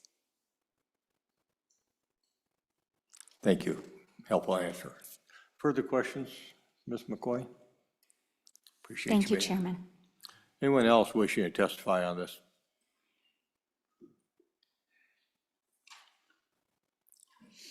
Mr. Thompson, welcome back. Mr. Chairman, Alan Thompson, the Executive Director of WASCOP. I've received some input from our members about support for this concept in this bill. I just wanted to point out some earlier testimony that we've heard today about how this bill could play into stopping a potential future sexual assault, physical sexual assault, by imposing these criminal penalties beforehand. But I also wanted to mention that there's times where allegations come in years, decades after the fact, where there's no longer any physical evidence, and it's very difficult to prosecute sexual assault, oftentimes without physical evidence in this day and age. And I wouldn't say that this would adequately replace a prosecution for sexual assault, but this would be better than nothing. And there's some evidence that could be still alive years later through electronic means and so forth. So on 2 fronts, I think there's some strong support from the law enforcement world on this, trying to stop this before it happens, and at least having something to prosecute in years after the fact. And I'd be happy to answer any questions if you have any, Mr. Chairman. So, Mr. Thompson, when we have a case like this today, and we don't have a statute like this in place, what, if anything, is available in existing law to try to deal with these things? And when I look at, building an emotional connection, trust building, what evidence do we have that there's criminal intent? I can always see grooming is always evident after the fact, right? Where we look back and we go, well, now we can see what was going on. But I just wonder, what do we use today, if anything, if a victim came and nothing had been brought to complete fruition, but just the adult being overly interested, trust building, those sorts of things. Is there a criminal statute that's available to us already or not? Yeah, Mr. Chairman, I mean, there's a few, but I think that there would be more overt acts like the sending of inappropriate photographs or images, the trafficking component, some of these other laws. But To address specifically the starting of and the progression of grooming, I don't think there's another option out there that is as inclusive as this one is.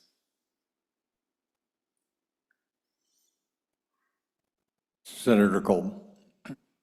Yeah, thank you, Mr. Chairman. Just to, I guess, talk further about this. I've been in contact with our County Attorney Armosby, and he was telling me there's definitely a hole in the wall right now. And I'll just say it bluntly, is that they have to prove penetration. And you asked the question, well, what do you do up until that point? Well, look, apparently not much. So this change in the law will make it more possible to prosecute people for, in fact, grooming, because currently I'm informed that it is really not able to be done unless you can prove the act was completed, through penetration, and then it's kind of too late, right?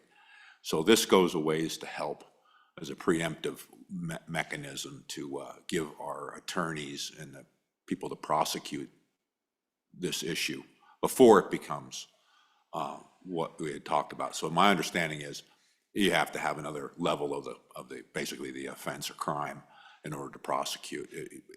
Your thoughts on that, sir? Mr. Thompson. Yeah, Mr. Chairman, and then to further answer the previous question also, yes, there might be some other laws that will suffice for portions of this, many of them misdemeanor or very low-level crimes. So this bill, I think, contemplates our best options for addressing that grooming behavior before we get to that point of sexual penetration and some other overt and horrific acts. Representative Lean. Thank you, Mr. Chairman. Thank you, Mr. Thompson. My question is, it's my understanding that it is currently illegal for a child or a minor to send a photo of themselves to an adult, but not for an adult to send an inappropriate image to the child. Is that correct? You talking about the existing law? Yes, sir. Mr. Thompson. Mr. Chairman, I don't have that statute in front of me right now, but I'm very sure it's the other way around. If an adult sends an image to a juvenile, I'm very sure that's a violation of Wyoming law. We addressed some law changes a few years ago to address this concept of two consenting 15 or 16-year-olds sending pictures to each other and how that probably shouldn't be treated the same as a 25-year-old exchanging pictures with a 15-year-old. But I'll look that up. I think it's a violation of law. Mr. Fuller. Yep, Mr. Chairman, there's a statute for dissemination of a nude image of a minor by a minor, and then I believe there's the next section, 64306, is the unlawful dissemination of intimate images. That section, Mr. Chairman, is limited to persons age 18 and over committing that action. Thank you. Others? Thank you, Mr. Thompson. Anybody else in the room or online wishing to testify? We have Ms. Sorensen. We do, Mr. Chairman. You bring her in.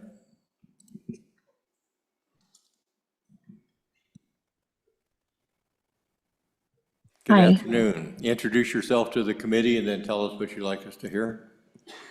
Hi, I'm Brandy Sorensen. I'm a Glen Rock, Wyoming resident, and I want to thank you guys for your persistent, necessary work on this issue. I have advocated previously and testified about the need to stiffen penalties for stalking minors, and I believe this bill is another crucial and long overdue step in protecting Wyoming's children. My support for this bill is also deeply personal. Like many parents, I've seen firsthand how the current statutes fail to address the specific type of manipulation that happens before a physical crime takes place. A few years ago, my son, when he was just 15, was the target of grooming by an adult in position of authority and trust. This individual used a series of tactics, buying gifts, making sexually suggestive comments, trying to alienate him from my husband and I, and setting up secret communication channels, all with the clear intent to isolate him and break down his appropriate boundaries. While we are incredibly grateful that the situation did not escalate to an act that current law would define as sexual exploitation, the harm was real. The methods used, the secrecy, the boundary testing, the manipulation were exactly what this bill is designed to stop. Furthermore, since then, this individual continued to engage in other behaviors concerning behaviors with other teens in our community, underscoring the vital need for a law that allows law enforcement to intervene earlier. I'd be happy to discuss the details of my son's case, but for this record today, I want to focus on how we can make this bill stronger with my experience. So I have 4 considerations to share with you today with this proposed bill. One is an age disparity for perpetrators. The current draft, in my understanding, focuses on adult perpetrators, but the threat of grooming exists within peer groups with significant age disparities. I urge the committee to consider expanding the scope to cover an individual, whether they are a minor or an adult, with at least 4 years older than the victim, when the victim is a minor. It closes a critical loophole protecting young children from predatory behavior by older teens. Also, I want to clarify the secretive relationship definition. I strongly believe that we must reject language like romantic or dating or intimate relationships. Grooming is manipulation. It is not a mutual relationship. To clearly define the predatory act, I suggest maybe incorporating the reasonable person standard, like other statutes that capture the criminal nature of the manipulation itself, such as the definition of the element being exploit a position of authority to develop an intimate or secretive relationship with a minor that the defendant knew or should have known would cause a reasonable person to perceive a substantial risk that the secrecy or nature of this relationship was intended to prepare, induce, or coerce the minor into future sexual conduct or exploitation. This language targets the heart of grooming, the purposeful act of isolation and boundary destruction. Structural clarity and scope of sexual conduct in the definition is another thing I would like you to consider. I support the inclusion of subpoint B in the sexual conduct definition, which covers the depiction or the observation of a child in partial undress for purposes like abuse or humiliation. However, these purposes must be brought in to capture the manipulative phase. I suggest amending the purposes to include the intent to test boundaries or desensitize the minor, in addition to the existing language. These terms address the psychological steps the predators take to lower a minor's defenses before the crime, therefore closing a potential loophole that separates the initial desensitizing tactic from the final harmful goal. Furthermore, for absolute clarity, I suggest stating that an offense can be committed under subpoint A or subpoint B, as the 2 subsections cover distinct types of harm, pictures and then acts. The other thing that I would like to commend you and thank you for your consideration is that you take care in drafting the intent language to distinguish predatory behavior from legitimate support. I deeply appreciate the work done to ensure that this bill protects trusted adults like teachers, coaches, and counselors who ethically support youth, especially if youth who have been marginalized or don't have a parental adult for support. Keeping your language laser focused on predatory manipulation for sexual ends is absolutely essential for protecting the vulnerable children and supportive adults. I know it's a complex issue, and the process of revising and clarifying this bill has already been extensive, but I commend you for continuing to do the necessary work to protect our children in Wyoming. We can't afford to reward predators who are caught. by vigilant, blessed, or pure lucky parents like me before anything worse happens. By failing to criminalize these manipulative acts, we essentially allow them to continue preying on vulnerable victims until they can finally succeed. And the law is the intervention our families need. I'm happy to stand for any questions.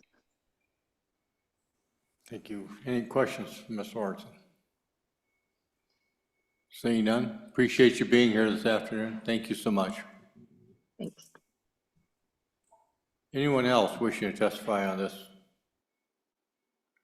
Seeing none, anybody else online? All right, committee, what's your preference? Move the bill. We got a Second. Move in a second. Move the bill, moved by Representative Lean, second by Senator Kolb. Any amendments to the bill? Page 1. Page 2. Page 3. Page 4. Page 5. Mr. Chairman, Senator. I have a proposed amendment on page 5, and I believe everyone should have a copy of that. Mr. Fuller distributed that for us earlier today. I would move the amendment and look for a second, and then I can discuss. Is there a second? Second. Second by Senator Kolb. All right, thank you. Senator Kriegel. Thank you, Mr. Chairman. So dating back to our last meeting, we had this discussion about mirroring the language in this particular bill draft to the statutory rape bill, or statute, excuse me. And so that you couldn't essentially, in theory, you could be a minor, or you could be 18 and have sexual relations with a 17-year-old, be guilty of this proposed language, but not be guilty of statutory rape. So I think we all talked about this, thought it was a good idea to mirror the language up between the two types, or the two different laws, so that they're on similar grounds, and so that our kids that are 18 or 19 know where they stand, and aren't, committing a crime by doing something that's legal somewhere else within the green books. And so that's what this amendment does. It just mirrors the language from the statutory rape provisions within law. I'm happy to stand for any questions. Senator Chestik, or Representative Chestik. Thank you, Mr. Chairman. There's two options on what was handed out. You can't move them both because they're inconsistent with each other. Which option are you choosing here? Senator Kriegel. Mr. Chairman, so the one that you should have received as a handout today, a little bit ago, only has the second option.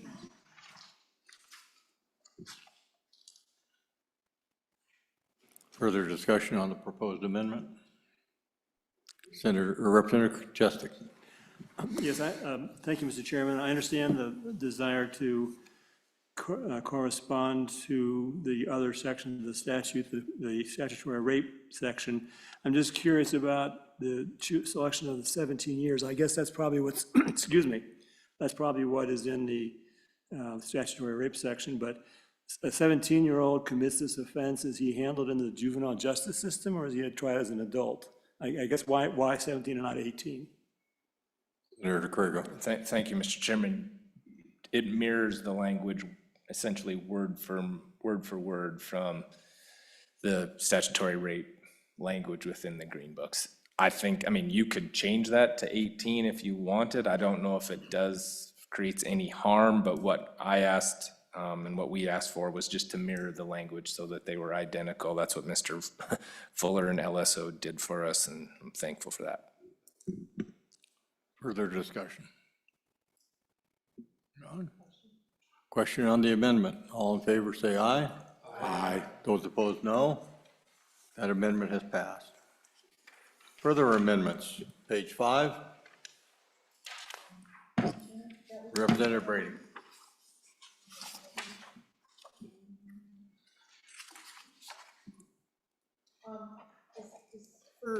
Well, at some point I want to, and I'm not sure what page, I want to discuss a civil cause of action for parental protection, so they have recourse. But what page would that be?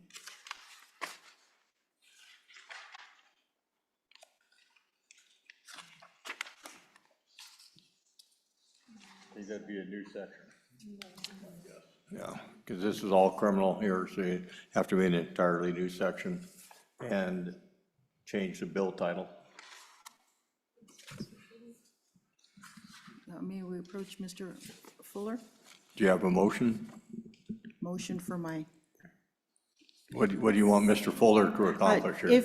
if I could ask him comment on the parental, the cause of action for parents' recourse. Mr. Fuller, are there causes of action presently for a family in this situation? Mr. Chairman, for the grooming, I mean, there would be causes of action for, your traditional torts, maybe based on behavior that could be captured under this bill. For example, the infliction of emotional distress, whether intentional or negligent. But a specific cause of action for grooming is not, certainly not contemplated in this bill draft. This bill draft is dealing with crimes and offenses. That helpful? Yes, thank you, Chairman. Further amendments? Page 6. Page 7. Page 8. Page 9. Oh, Representative Chester. Yeah, on page 8, I would like to propose removing lines 2 and 3 and renumbering Romanet I. Just being subject to probation for the remainder of the person's life seems extreme. And I would just propose removing that from the bill. Motion to strike lines 2 and 3 on page 8. Is there a second? Second. Second by Senator Hicks. Discussion. Representative Chesty. It just seems, especially when you have a young offender, somebody who's 17 years old is found guilty of this, and now under Romanet I, which we're going to keep, they're going to get treatment programs, so that's corrective. Romanet II that I'm seeking to delete is purely punitive, and especially for a young offender, I think it's extreme. And I don't see the purpose of having somebody on probation for the rest of their life. So I just think it's over the top. Further discussion on the amendment? Mr. Chairman. Representative Lean. Senator Hicks. Yeah, Mr. Chairman, I'm supporting this, and the reason is in my time on Judiciary in the past, and we did a very deep dive into probation. It's a significant cost to the Department of Corrections, and based on all the data that we looked at a number of years ago, is once you get out past about 2 to 3 years, the chance of recidivism significantly drops to the point where this committee in the past is limited that probationary time because it's so expensive and it's ineffective and probably not needed. And so given the empirical data that historically this committee has looked at, the effect of probation and the cost, we really need to focus those probation officers on the criminals that have a high rate of recidivism instead of just having somebody monitored for the rest of their life. And so it's not very efficient to do this. If we want to extend that out for 3 years or 5 years as a follow-up amendment, I'd support that. But probation for life is very costly and not very effective. And so for that reason, I'm supporting this amendment. Thank you, Senator. Representative Lean. Thank you, Mr. Chairman. I would be reluctant to say that they would have no probation time at all, and thus, just as the good senator pointed out, maybe some of that recidivism rate, we could shorten this time to a potential 5 years, but I believe that deleting it would be a disservice to those that need to know that this individual was grooming children, because it's about protecting the children. Mr. Fuller, we do have that option available, right, on all felony crimes? So, Mr. Chairman, the way the law stands right now, it says 713-302B. It's a maximum of 3 years, except a court may go up to the maximum term of imprisonment authorized by law for that offense if there's good cause shown and after considering public safety, rehabilitation, deterrence, and any other goals of sentencing. That's the existing statute. Yeah, Mr. Chairman, that's correct. Thank you. Representative Lane, did that help? Further discussion on the amendment? All right, seeing none, all in favor of the amendment to strike lines 2 and 3 on page 8, say aye. Aye. Those opposed, no? No. I think that passes. Division being called, all those in favor, say aye, or raise your hand. 1, 2, 3. Wow, my hearing's bad. All those opposed? The amendment fails. Further amendments? Mr. Chairman, Senator Hicks. I would move that on those same lines that we insert that be subject to probation for no longer than 10 years. Motion by Senator Hicks, second by Senator Kolb for a period of up to 10 years probation. Senator Hicks, discussion? That's the amendment, Mr. Chairman. Further discussion? Representative Filer. Yeah, Mr. Chairman, would that still delete lines 2 and 3 and then just add what Senator Hicks has in there? Because if we just add the 10 years probation, still going to say the remainder of the person's life. No, Mr. Senator Hicks. Mr. Chairman, the amendment is to delete that line 2 and insert not to be subject to probation for no more than 10 years, notwithstanding 713-302B. Allow Mr. Fuller to have a little latitude to craft that. I think the intent's clear. Mr. Fuller, do you have that amendment? I do, Mr. Chairman. It would just be subject to probation for a period not to exceed 10 years. Very good. That's what you understood? Second? I understand. All right. Further discussion? Representative Brady. Thank you, Chairman. I have a question here. Do we have any studies on the recidivism, the actual, and do we have any way when 10 years is up, we can feel confident that we can release these people from probation? Can we put anything in there for that? I'm not sure what you're asking about, how we would. I mean, just after 10 years, they're just off the records, or is there any way to? Nothing changes on their record at 10 years. At 10 years, they simply are no longer being supervised by the Department of Probation, or at the end of the period of time, the field services, whatever the court orders, if they court orders 3 years, 5 years, 10 years, at the end of that time, the Field Services Division of the Department of Corrections would cease supervising that individual. They'd no longer be subject to the conditions of their release on probation. Mr. Chairman. Co-Chairman. And Mr. Chairman, if I might just add, while they would not be on probation, they would be a registered sex offender under 719-302. So a little different supervision, but there's still a supervision provision. Representative Bratton. Thank you, Mr. Chairman. I'm inclined to support this amendment, but I would like to see the data that Senator Hicks was speaking about. So if we would pass this, it would go forward as a committee bill. I don't have that, but I can tell you it's contained in CSG West did when we were doing criminal justice reinvestment back before I came in the legislature, I think 2018.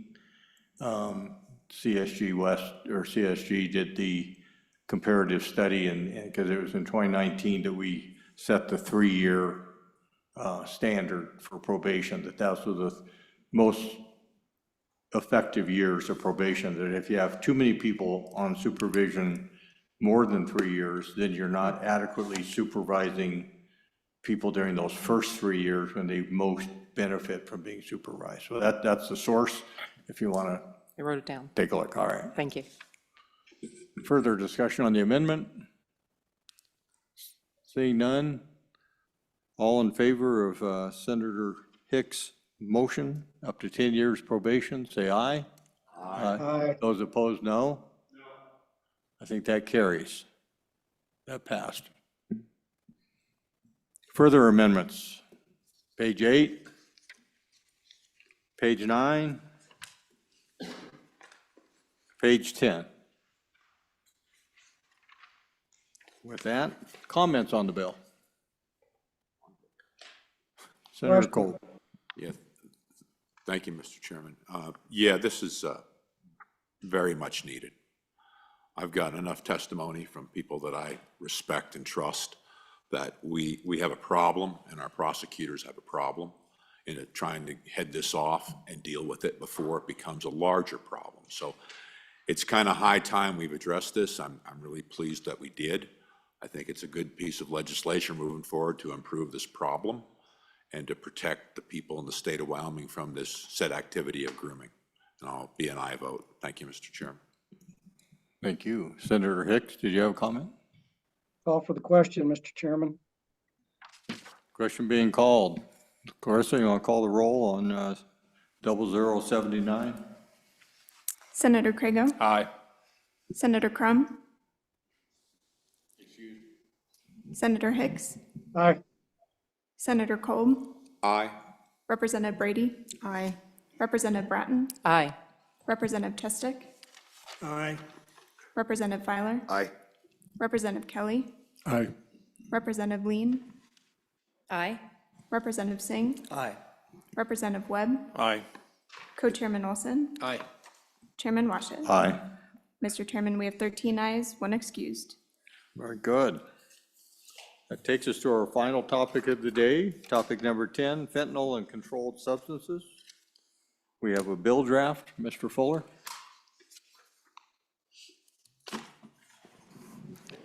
Mr. Chairman, 26 LSO 171.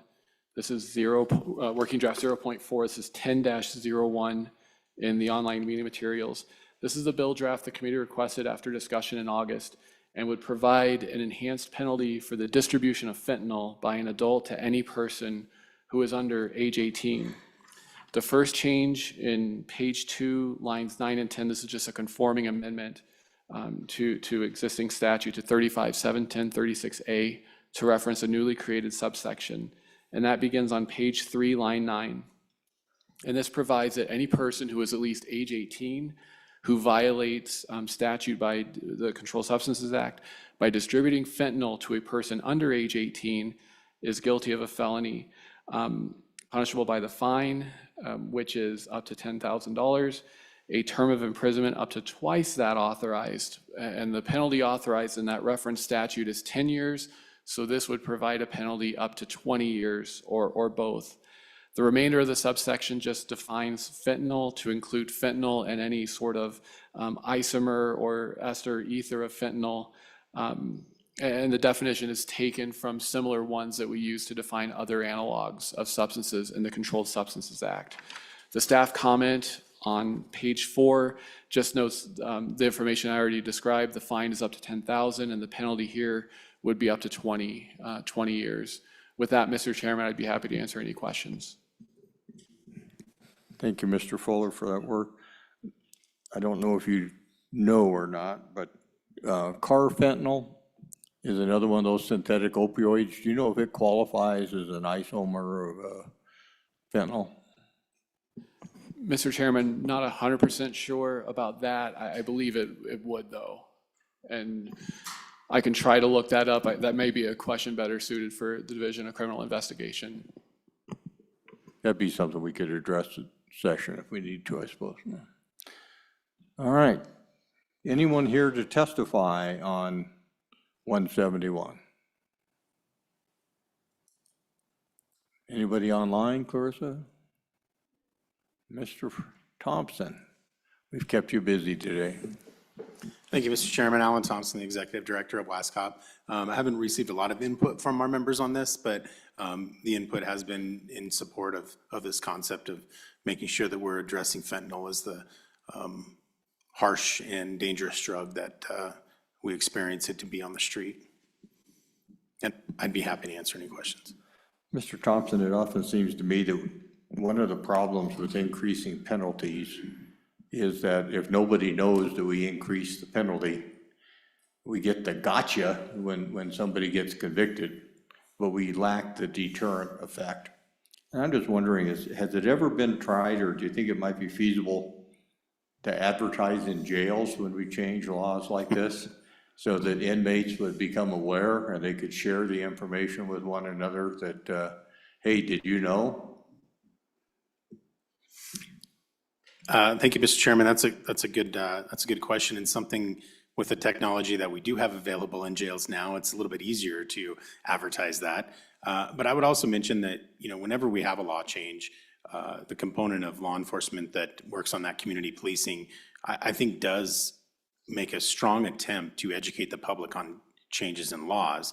But unless general media or the public are very interested in that, it doesn't get much traction. People don't want to listen to general releases from law enforcement unless there's sensational involvement in it. So I feel like we try, but it's not all often listened to. Jail inmates may be more motivated. Captive environment, Mr. Chairman. Any other questions, Mr. Thompson? Thank you. Appreciate you being here all day. Anyone else? No one online? Anyone else in the room? Committee, what's your preference? Move the bill. Moved by Senator Crago, second by co-chair. Any amendments? It's a short bill. We don't need to go page by page. Any amendments? Representative Shestak? I have a question, not an amendment. And I should have asked this when Brian was going over the bill, I guess. If we do nothing, this bill doesn't get passed, distribution of fentanyl to somebody under 18 is still captured under A because it's a Schedule 1 or 2 narcotic drug, right? So all this bill really does is doubles the penalty. That's the point of the bill. What it does is it gets rid of the age gap, which exists on any other delivery of controlled substances. But for fentanyl, you wouldn't have that age gap limitation. So that I think the articulation was that fentanyl is equally lethal, whether it's sold to somebody by somebody just a year or two older than they are, or somebody much older. So it does two things. It eliminates the age gap and it doubles the penalty. Well, it's because of when the age gap's applied, you're not eligible for that double penalty provision. But when you do away with the age gap, then the distribution, Mr. Fuller, you want to try and articulate that better than I do? So Mr. Chairman, Representative Chestik, as it currently stands right now, that up to double penalty does exist, but only for a person who is 18 or older and distributes to a person who is at least 3 years younger. What this bill draft does is just make the distribution of anyone by age 18 to any person under age 18 subject to that up to double penalty. Thank you.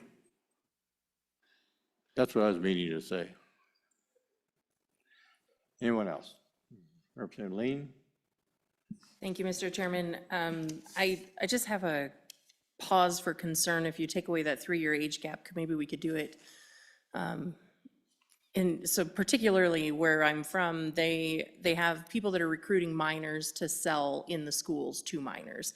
And so I'm concerned that you may end up with somebody that's a junior or senior age selling to 7th, 8th grade kids, and then we're no longer prosecuting those individuals. Thank you for the heads up. Further discussion. Senator Crago. Mr. Chairman, just to address Representative Lean's comment, we're still prosecuting them. They're just not going to get the double penalty. Yeah, so they would still be subject to prosecution in either one of the court systems, whether that's juvenile or district court as an adult, depending on their age or the the specifics of the crime. They just would not qualify for the double penalty. So to qualify for the double penalty on fentanyl, you have to be 18. You can qualify for the double penalty on the others, you still have to be 18, but you have to be 18 plus 3 years older for all of the other drugs. All right, seeing nothing further, I'll call the roll on 171. Senator Crago? Aye. Senator Crum? Excuse me. Senator Hicks? Aye. Senator Kolb? Aye. Representative Brady? Aye. Representative Bratton? Aye. Representative Chestick? Aye. Representative Filer? Aye. Representative Kelly? Aye. Representative Lean? Aye. Representative Singh? Aye. Representative Webb? Aye. Co-Chairman Olson? Aye. Chairman Washup? Aye. Mr. Chairman, we have 13 ayes, 1 excused. Thank you, Clarissa. Well, we got through our 10 topics. Brian, do you want to give us a summary of what we did? Yeah, and Mr. Chairman, if I may, just for a moment before I do that, take a moment to allow our new our colleague in the legal division, Savannah Collins, to introduce herself to the committee. Good afternoon, everyone. My name is Savannah Collins. I'm a member of the legal staff here with LSO, and I'm really excited to be here. You'll probably see my name on a million things moving forward, but it's lovely to meet you all.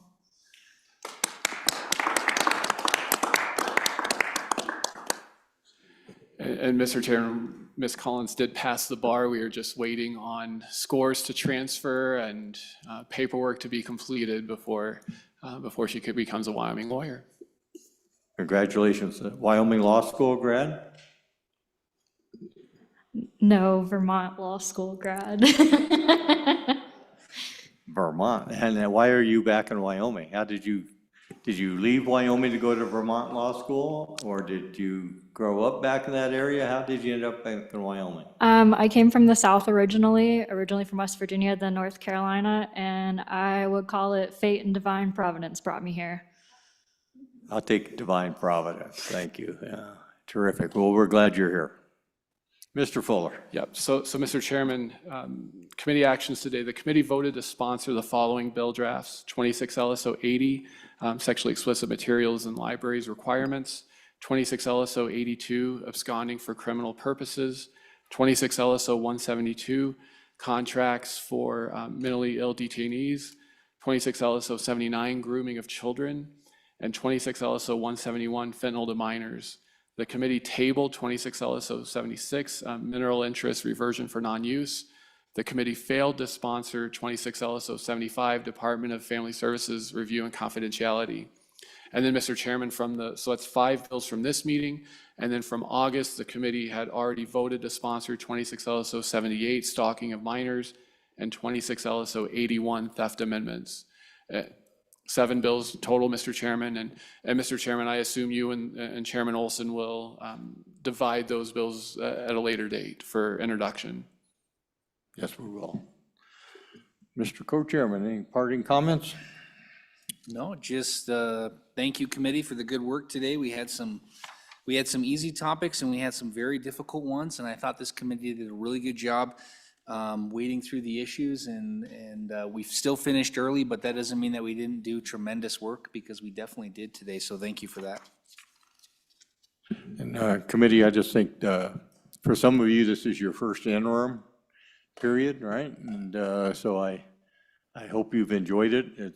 In my experience, the interim committee work is some of the best part of being in the legislature, to be able to hear from the witnesses, to travel around the state and engage with people in different communities is really valuable, something I've always enjoyed. And so I'm disappointed we only had 4 days this summer. I think that may have been a failed experiment. I'm not sure we saved much money, quite frankly, by limiting some of the committees to just 4 days, because when we went 12.5 hours in Casper, many of you stayed 2 nights in hotel rooms regardless, and we could have still had another partial day the next day and done perhaps more attentive work than we were doing after 12 hours in the trenches. So I think Management Council was well intended, but we'll see if this is going to continue. I think that the work that the